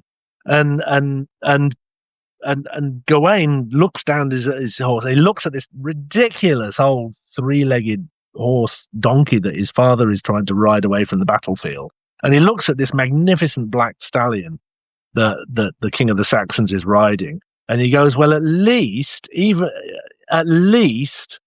if I can do well, he says, then my father will ride off the battlefield on a better horse than the horse that he rode in on, and I will do that if I can. So Gawain rides up, spurs his horse again, and he pulls alongside the king of the Saxons. And you can imagine how this would look in the movie. They're alongside each other, and as they're galloping alongside each other, they start to trade blows, and Gawain strikes the king strikes Gawain. Long story short, Gawain has the best of it. He knocks the king clear of his horse, and Gawain grabs hold of the reins, and he's riding along, trying to catch up with his father now, on his average brown horse with the reins of the black stallion there. And he looks like, this is it. My promise can be kept. My father will ride from the battlefield on a better horse than the horse that he rode in on. But Gawain, of course, is a young man with all the preoccupations and thoughts of a young man. And he looks down at this average brown horse that he's riding. And then he looks at the black stallion. And then he looks ahead at this ridiculous donkey that his father's trying to ride.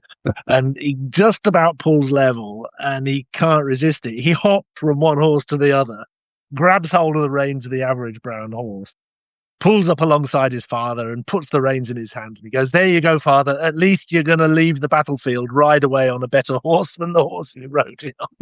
And Gawain rides away with this magnificent black horse of his own, which then accompanies him on all of his adventures. And the horse is called Gringolet.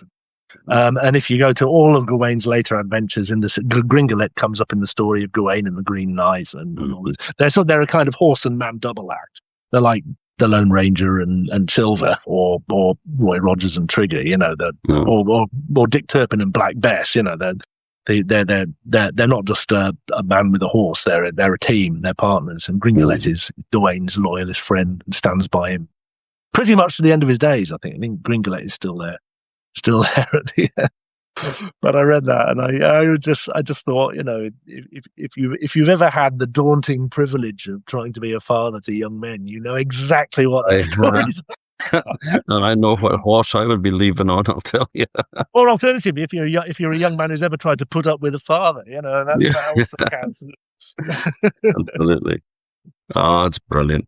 I mean, I've often wondered about King Lot because we had a jarl here in the Viking Age called Ljot, which was Ljot. And he was one of the sons of Thorfinn Skullsplitter, and he was one of the guys that fell foul of a woman called Ragnhild, who was the daughter of King Eric Bloodaxe. And she murdered her way through the Earl's family. Well, she didn't murder her way through. She got other people to kill them for her, usually with the promise that she would marry them. Some of them she did. Some of them she told she would marry, but then didn't, and then got another family member to kill them. So she worked her way through quite a few of them, but obviously, how much truth is in that, we don't know. It could actually be, it has been suggested that, she was a pretty big catch because she was the daughter of the former king of Norway and granddaughter of King Harald Finehair. So, it's, she was somebody of some importance, which many people would very much prize as having as a wife because of the connections. But King Lot, I mean, there isn't much to say about him. He got done in a battle by one of his brothers, who again was, because of Ragnhild. But it always struck me that, like the way that the Romans always claimed that they had subdued Orkney, and there's actually very little evidence of this. And also, why the hell you got Scotland between, from the furthest advance that they got was, the sort of Fourth Clyde Isthmus between Glasgow and Edinburgh.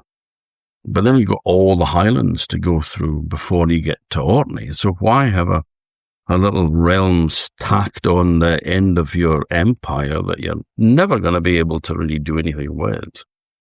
But the thing is, it was the most furthest known place in the world at that time. There was Ultima Thule as well, which was a mythical island somewhere, but that's another story. But it was just like, it's like saying in a land far, far away, it's like Orkney. We're vaguely aware that there is such a place exists, but it's somewhere way north, way outside our ken. And so, it could be that that's how the reason why Lot of Orkney was dragged into it. Now, Earl Ljot was like early 900s. And the fact that they were the Earldom of Orkney was actually quite an important, powerful place. And they were knocking 7 shades of shit out of each other. So that would have been known around the country. But whether it would have come down to the 12th century and been written down by a Norman knight is maybe a bit of a stretch. But I don't know. I mean, I think they used to help themselves to names from history, I think, when they were putting these things together without too much regard for I suppose. I mean, it does sound like it does sound pretty close. But some of the other knights, I mean, some of the knights are pure fiction, I think, but the one who isn't is there's a guy called Urien or Preged, who's another one of these ones who he's with Lot when the two of them are ganging up on Arthur to try and push him off the throne at the beginning. He's probably real. He probably really existed. And he has a son called Owain who has a bunch of other adventures as well, who probably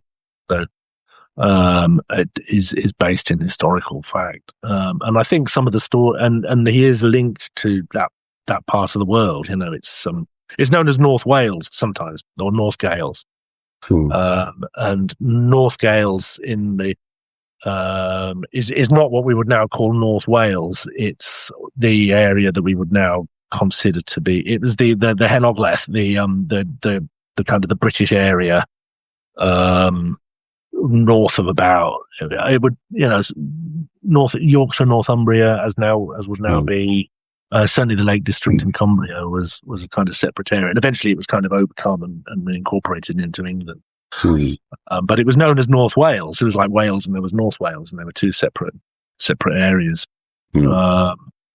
And quite a lot of Arthurian stuff comes from round that kind of it. They were probably in some sense quite close culturally to the Picts, Pictish kingdoms. So I think that would probably be it. But whether they, what accuracy or historical actual, whether it matters really, but I think quite a lot of the notes, the round table names, which suggest somebody. Yeah, it was more an ideal than based in reality. Well, it was a story. But if they needed a list of names, they would. You get in the Mabinogion in Keylach and Olwen. There's a bit where Keylach invokes the protection, I think, or the sponsorship of all of the knights of Arthur's court, and he proceeds to list them all by name, and so you get this great long list of names. Some of which, it's almost like they're just copied and pasted in names. Sometimes you start to think that the names are just like sort of dropped in from somewhere. So it's endearing and beguiling tangle. And it's amazing that some of the stories have got a grain of truth in them. Although this isn't like an Arthurian story, but Merlin was said to have brought the stones for Stonehenge with a group of helpful giants from Ireland and raised them up on Salisbury. But now, of course, they've actually identified that the blue stones come from Preseli Hills in Wales, as I think everybody knows. But Mike Parker Pearson has actually discovered the stone circle that was originally in Wales, which was dismantled in the Neolithic and taken to Salisbury. And they've been able to, through modern magic, scan the holes that the stones came from, and they're able to actually fit the stones from Stonehenge into the... That's it, they've found the quarry, haven't they? And they've found the quarry, but they've also found that there was a stone circle that was actually dug up and removed from Wales to Salisbury, and that's the original blue stone circle. So people were moving and they were taking the circles with them. So while, Stonehenge is maybe not the work of Merlin and giants, but it did come from the West, and which is a nice aside. It's beautiful. I mean, this is the thing: is that when I was at grad school and I was first studying as a postgraduate folklorist, you were sort of trained in this kind of professional skepticism about and the idea that there might be any genuinely ancient material in any of these legends. You would tend to naturally sort of be a bit cynical about it because a lot of the professional scholarship was. And over the years, what I've come to realize is that actually sometimes, but also at the same time, just when you think that you've got it sorted, some genuinely ancient little detail will suddenly jump out and grab you out of the story. You know, well, how did that get there? And I've got somewhat more humble over the years about the idea of things like, something brilliant example of how would they have known in the 12th century that Stonehenge was transported from the West? How could you possibly have known? If people listening are familiar with Shonalese stories, which I also sort of look at as well, which are from a Jewish tradition, similar things happen in those stories all the time. You get little details. You get details which look like they maybe are more recent, but you also get a lot of details where you go, well, that's really old. It's not immediately clear how it got there. So there is a sort of hairs on the back of the neck moment every now and again. I think we have a few of those kicking around here as well. It's impossible to prove, but there are circumstantial evidence for it as well as the way it fits in. But anyway, kind of moving along. Of course, Camelot, the court of Arthur, has become. That term was being coined in the early 60s with the Kennedys in the White House. Which, again, like Arthur, didn't end well, obviously, but not particularly, no. But but the fact that that term was being applied in the 20th century to an ancient, tradition as myth says something about the way that Camelot is in the minds of people. Yeah. Well, it is. It's a sort of. It's a kind of. I mean, if you like, it's wish fulfillment. You have this the idea of the perfect court, or the place where everything is perfection. And I think, again, the Kennedys is like, the young king who died, and there are all these legends about his death, and the idea that his death was extraordinary and maybe not. It is myth making stuff. It's still very much with us. Still very much with. Absolutely. Increasingly so nowadays. Is like we do, in a negative sense as well. Kind of live in a slightly more kind of mythical or magical age. People are not one. People are sort of want to believe that that what's happening around them is incredible or amazing, and sometimes that takes them into some fairly dark corners as well. I think. When does Camelot first get mentioned? Because it's always portrayed as being, or in my mind, of being this beautiful medieval castle with turrets with flags flying from it and looking absolutely stunning and beautiful. But that is obviously a much later interpretation. It is. I was hoping you wouldn't ask me that, because I'm not 100% certain, Tom, to be perfectly honest. I think it's it's like slightly later on, I think. If you look at the early versions of the legend, Arthur has a number of centres which are associated with. Caerleon is one big one. Near which is near Newport in Cardiff now, and there is still a kind of a round table, the Roman amphitheatre there as well. There are, Camelot as a name for Arthur's court. Mallory thought it was Winchester. The actual name Camelot, I think, is related to Camalodunum, which is the Roman Celtic name for Colchester. And the other one as well, which I always have a kind of family loyalty to, is Carlisle. Arthur has a court at Carlisle, and a lot of the northern material has him riding out from his court at Carlisle. So when and at what point it was settled on Camelot being the place. Funnily, it doesn't always seem to be London, which is quite telling in itself, I think. Yeah. Well, it's a place. Well, I think there was a sort of consensus at one point that probably it was South Cadbury, which is an Iron Age sort of hill fort. Probably, if in the sense that there was a real King Arthur, if there was one. Yeah.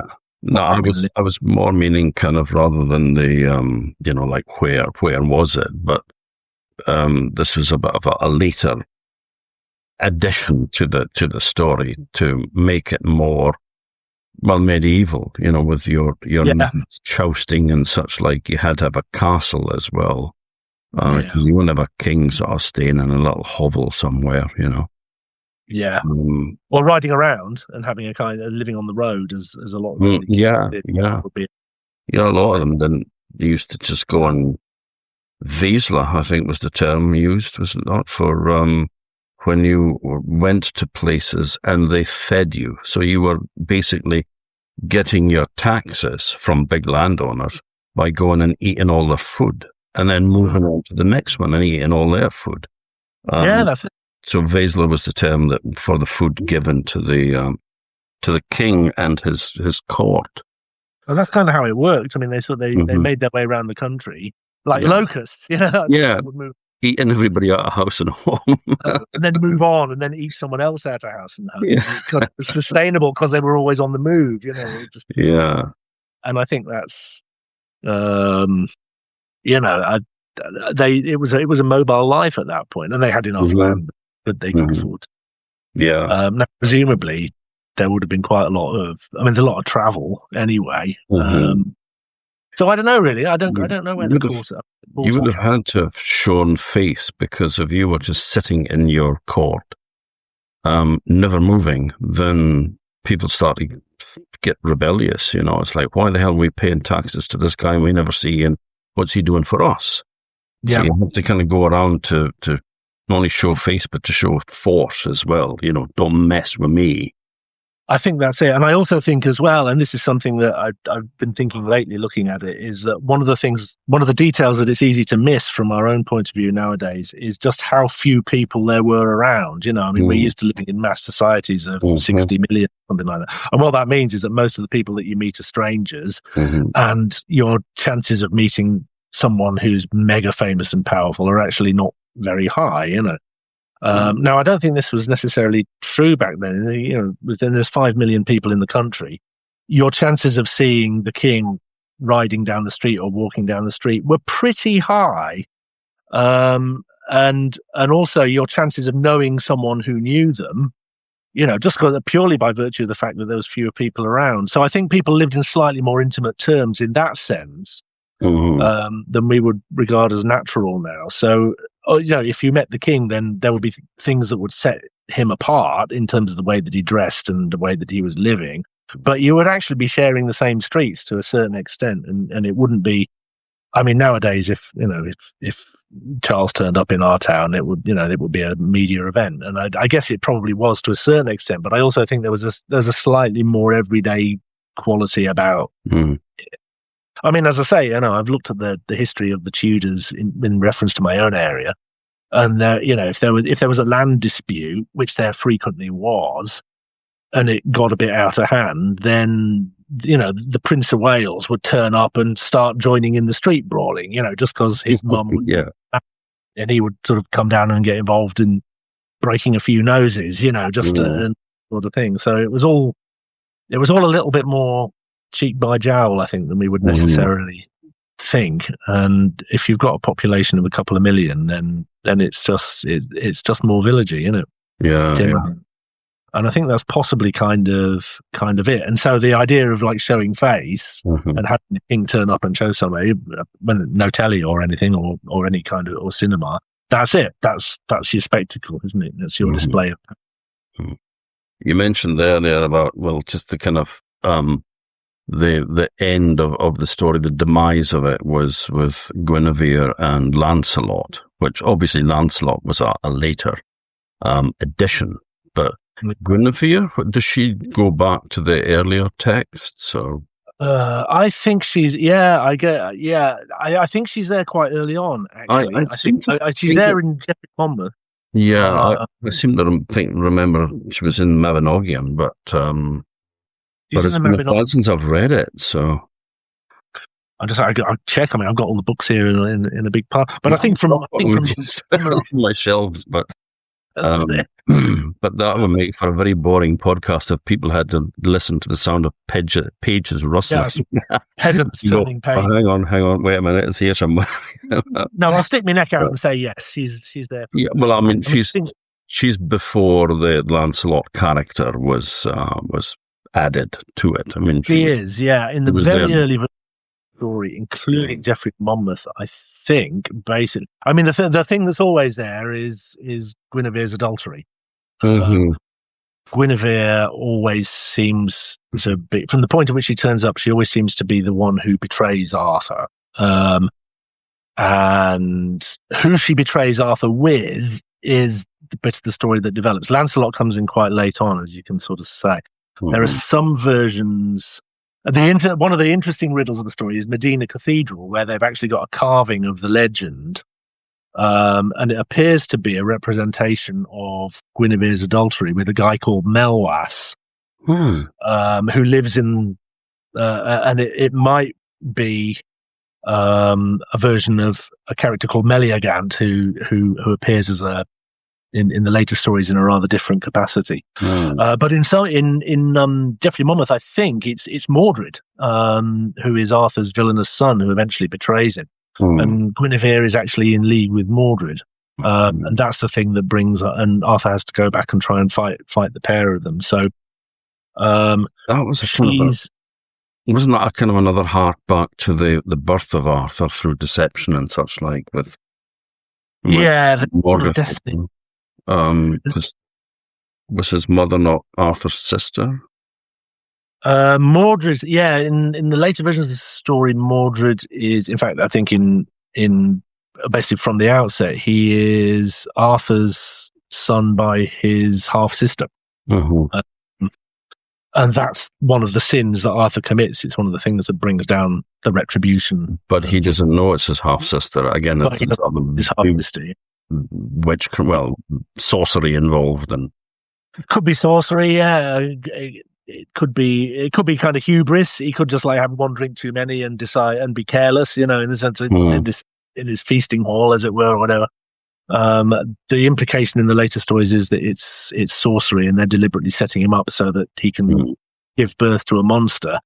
And there is a kind of hint at a connection between the birth of Mordred as a monster, the child of incest, and the questing beast, which is actually a monster, which is also supposed to be. There's a kind of parallel about the birth of Mordred is born as the fruit of incest, and then the questing beast appears, which is also physically the result of a brother-sister relationship, and therefore is born as an actual monster, which is what medieval obstetrics would have predicted in one. And they're always running around looking for this questing beast as well, because it's and they're always running around looking for the kind of concept of what is it and what is it? Well, why are they chasing it the whole time? It was never entirely made plain. I mean, I suppose in the sense they're chasing it because it's a monster and it's sort of it needs to be sort of neutralized. They're trying to kill it because it's in the way that you would slay a dragon, to restore peace and harmony. Yeah. But they seem to spend an awful long time chasing after it. And there's a guy called Pellinor who is tangentially related to the Grail story, who has the job of catching the questing beast. He fails to do it, and then the quest is inherited by. I mean, in Mallory, it's inherited by a character called Palomedes, who is an associate of the famous Tristan and Isolde. And he takes up the quest, but I don't know if he ever catches it. I mean, he sort of goes off chasing it, and they never seem to catch up with it. So it's not quite clear what happens to the questing beast. Or quite what it's doing. It's it's one of those interesting riddles. It's an amazing moment in the story where it turns up, like Arthur's in a forest in this kind of dream state, and he's just beginning to wonder who he is and how he's really been born, and he's about to find out the true story of his birth. And then this thing just appears out of the shadows of the forest that's got the head of a snake and the body of a leopard and the feet of a hart, and is making this noise like a pack of hounds hunting. It's just the most ridiculously bizarre and eerie creature, and then this knight comes in and gallops off after it, and Arthur doesn't know exactly what's going on, and nor at that point do we. We sort of find out a bit later on. But back to Guinevere and Lancelot. Guinevere and Lancelot. And that's kind of what brings it down. What brings Arthur down? It is what brings Arthur down. I mean, what happens is. What happens in Mallory, which is the default version of the story now, is that Guinevere and Lancelot begin an affair for various reasons. And then for a long time, the affair seems to be an open secret. Like, everybody knows that they're up to something. But as long as nobody says so out loud, then they can keep the lid on it. And so what that means is that if you are an enemy of Arthur or an enemy of Guinevere or an enemy of Lancelot, all you have to do is mention the elephant in the room, say out loud. And once it's been said out loud, at that point, Arthur has to investigate, because it's not only adultery, it's also treason, because it would be treason for Guinevere to betray her marriage to the king as the queen. And so that sort of sets the legal process off. And ultimately, again, people who are listening to the story on Twilight Tales and don't want plot spoilers may wish to mute their audio at a particular moment. But what actually happens is Mordred, who is looking for vengeance against Arthur, takes the very simple step of just accusing Guinevere publicly. And then Arthur takes the view that he has to investigate it, and then it all kind of comes out.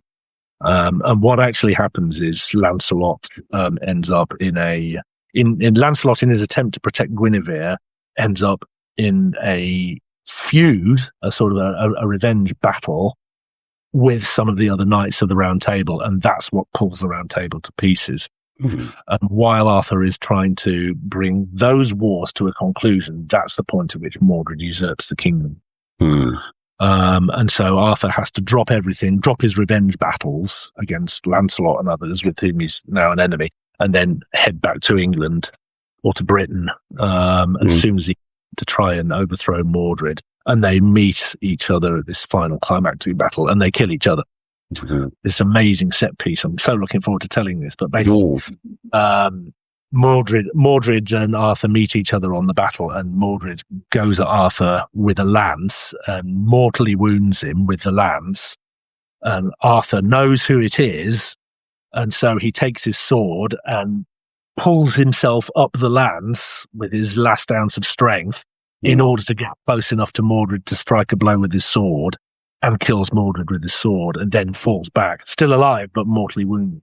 And then that's the point at which Bedivere finds him, and they go and get rid of the sword, and Arthur gets his boat to Avalon for healing. It's just, you know, I've been reading this stuff since I was a kid, and I still it's fabulous, because I mean, here we are, you know, sort of many centuries later, still talking about it, and still being excited and enthralled, and you know, it's a wonderful story. Oh, it's just incredible. Because the thing is, I mean, the terrible thing about it is that they so nearly get away with it so many times. You know, there is, like, didn't we almost have it all? You know, there are so many points in the story where if they'd done one tiny thing differently, then everything would have been okay. But they always seem to just like not quite get it. So you're on the edge of your seat and just watching the whole go to bits, going, why are they doing this? And then, in true tragic mode at the end of it, then once it's all been destroyed, they realize what it is that they've lost and why they've lost it. And that's the point when, in a sense, they kind of, they get that wisdom, you know, and that in a sense is the core of tragedy. You know, tragedy isn't just about terrible things happening. Tragedy is about terrible things. It's like you lose everything, and in losing everything, you achieve a kind of wisdom or coming of age, and so you go out on a kind of high. You have a sort of nobility. You face your end. You know, as in a way, as in the sagas. You know, in the sagas, it's clear in the sagas. You know that Njal's not going to make it out alive. You know that Gunnar's not going to make it out alive. So the story becomes about how they face the inevitable. You know, they've got to die with their boots on. And very often die with a joke on their lips, you know. I mean, it's amazing. I tell the story to my students about the Norse sagas, and you know, because they have this very cartoon idea sometimes of what a Norse saga is. They think it's He-Man and Conan the Barbarian, you know. And I say, no, it's the bit in Njal's saga where they've surrounded Gunnar's house, and they have to send someone in to sort of check it, see if Gunnar's at home. So they send this guy off to check Gunnar's at home. And they're waiting there to see if he's at home. And then after a while, the guy comes back out of the house and he stands there. And they say, well, is Gunnar at home? And the guy says, I cannot say whether Gunnar is at home. But what I can say is his spear was at home. And then he falls forward and there's a spear sticking out. And that's his last word. You know, he died. So you sort of go out with a, you know, you have the last word at all costs, and I think it's that sort of it's the dying with your boots on sort of ethos in a sense. It's just overwhelmingly attractive about the saga, and there's a version of it in Arthur. You know, you know they're doomed, but by the end they have a sort of nobility. But after Bedivere throws the sword and Excalibur into the lake, which is caught by the Lady of the Lake again. Yeah, she takes it back. Yeah. The boat appears to take him away, and who all is on board that? Because that's quite well. There's the thing. What a question to ask. Who's on board? The answer is all of Arthur's enemies, and particularly all of the powerful goddess-like, witch-like women who have been in the background, bringing about his downfall, including, I think, Morgan Le Fay, including his other half-sisters, including many another as well. I think that Igraine is there as well, his mother. Now, somewhere in Geoffrey of Monmouth, I think there's a list of the 9 queens, and they're all named, and there's something, but the implication is that all these women who have basically brought about his downfall, they've cast the magic spells that have eventually come to fruition and brought about the end of the narrative. Once it's all over, then they're the ones who come up on the boat and go, Arthur, your sufferings are over. Come and be healed. And they take him into the boat, and he goes. And I think, Mallory, the implication in Mallory, I don't know if Mallory says this, is that the reason why it's so important to give the sword back, throw the sword back in the water, basically that's Arthur's ticket to ride. Basically he's got to give the sword back in order to earn his right to get on the boat and cross over to the Elder World for his healing. And that's why he's in such a hurry to do it, and why he's so cross with Bedivere. I mean, if people will know the story, but he says to the two of them are pretty much dying, and Arthur says to Bedivere, take this sword, Excalibur, the greatest sword there is, and throw it in the river, throw it away. And Bedivere goes, and he can't do it. So he hides it, and he goes back, and Arthur says, did you throw it in? And Bedivere, yeah. It says, what did you see? Oh, it just splashed in the water and sank. And Arthur says, you didn't throw it in. Go and throw it in. And so Bedivere goes and does it again, hides it again, does it 2 or 3 times. And then in the end, Arthur says, I put you on your honor as my man after all these years. Throw it in the water. And so Bedivere goes, well, he's put me on my honor. And so Bedivere, much against his own better judgment, takes the sword and swings it around and throws it. And it goes turning through the air. And then, before Bedivere's astonished gaze, out of the water comes this white arm, takes the sword, swings it round 3 times, and then disappears in the water. And then the ship arrives. So I think Arthur has to give the sword back in order to catch the boat. And I think that means that's a sort of a restoration of some sort of harmonious relations with this. I mean, you can call it a goddess spirituality if you like. There's something deep there, deeply buried there, that he makes his peace with, and that's how he gets his ticket to healing.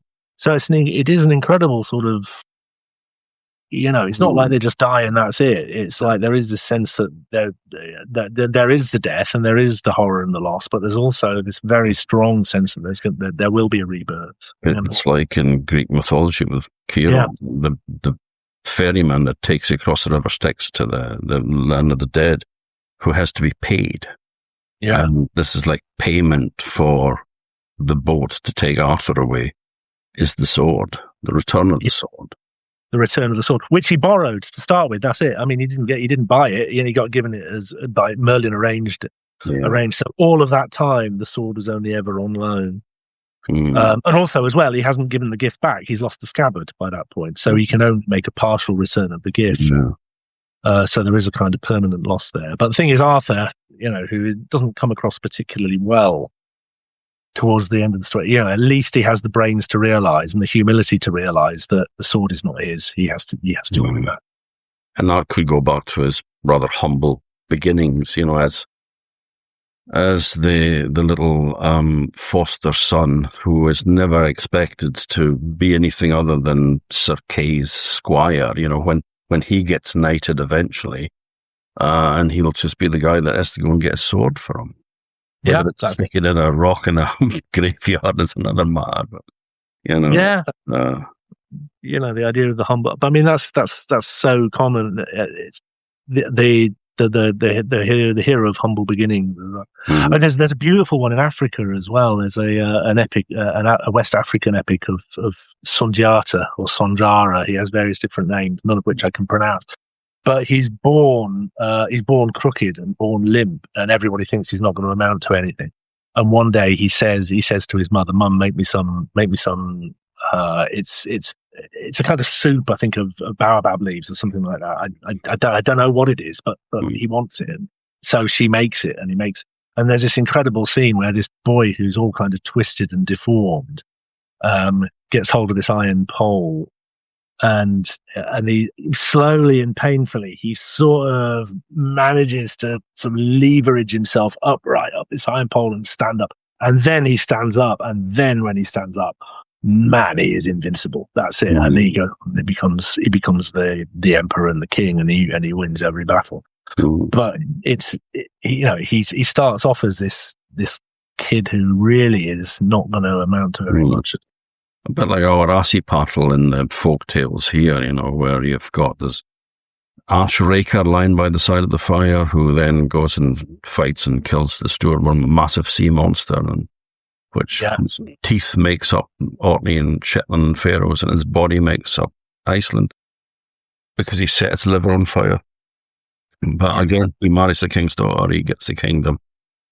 He comes good. He is the useless, pathetic, lazy, good-for-nothing son, youngest son. And so this is a common theme that appears throughout all stories in mythology of the one that you expect to do the least ends up doing the most.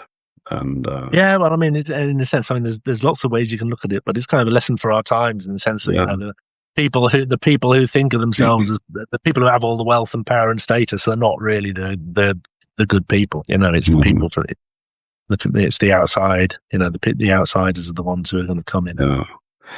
I mean, it's an amazing story, and it's amazing. It is absolutely incredible, and it's almost like we know it too well. This is the thing nowadays. It's just like you mentioned King Arthur, and people will sort of think of Monty Python or something like that, which is terrific and is absolutely hilarious. But it's almost like it's the joke has obscured the real thing, and I think there's. As I say, I mean, what am I on? 56. I was about 10 when I started reading this stuff, and it's not boring me yet. It's just always go back to it. And long may you continue to read it, enjoy it, and also to tell it and share it, because that is so important as well. And you do it so well, Simon. Well, thank you, Tom. I mean, I have to sort of put in a word of appreciation on that one for Twilight Tales, and Joan Lee, because really I got involved in the idea of telling the Arthur stories. I think was largely as a result of things that we were doing together and that kind of thing. And once I got started doing it, I just thought, man, I should have been doing this years ago. This is Twilight Tales is a little online group that. Where Shona Lee is telling stories, which Simon is recording and editing, and we intend to publish, which is exciting stuff. But that's very another time. Yeah. Steal Shona Lee's line. Oh no, it's. But the Arthur of the story, you're going to have to get Shona Lee to come and talk about that. No, she is on the wish list. But the fact you're telling the stories now on a Monday as well is absolutely fabulous, because it's, I mean, I know the stories, but obviously I have forgotten a lot of them. You read this thing, and unless you're reading it over and over and over again, there is so much detail and so many characters that it's difficult to get it to stick. But hearing it spoken is a different experience from reading it as well. And it's brilliant. And you've shared that with us today, and I can only thank you from the bottom of my heart, and from Rhonda as well, who's sitting smiling in the corner and nodding. Well, thank you very much. It's such a great thing and such a privilege to have a chance just to sit down and chew the fat over this stuff for ages, because it's life is so rushed these days. Yeah, I think the chance to spend some quality time on it is. Somebody asked me once if they would, if they could come along and talk about Orkney Saga, would I speak about that for a bit? And I went, it might be difficult to get me to stop. That's it, yeah. I would welcome it, because it's not often you get a chance to then go on at great lengths about something. But I mean, with Arthur, it's such a long story. I mean, we have scratched the surface. There's so much more that could be done. But I would suggest you just go out and you find yourself a good copy and start reading it and enjoy it. That's what it's all about. Simon Heywood, thank you so much for joining us, sharing your stories and your knowledge as well. It has been fabulous. Thank you very much, Tom. And until another full moon, then we will be our weight. So goodbye, folks, and I hope you've enjoyed this as much as I have. Good night.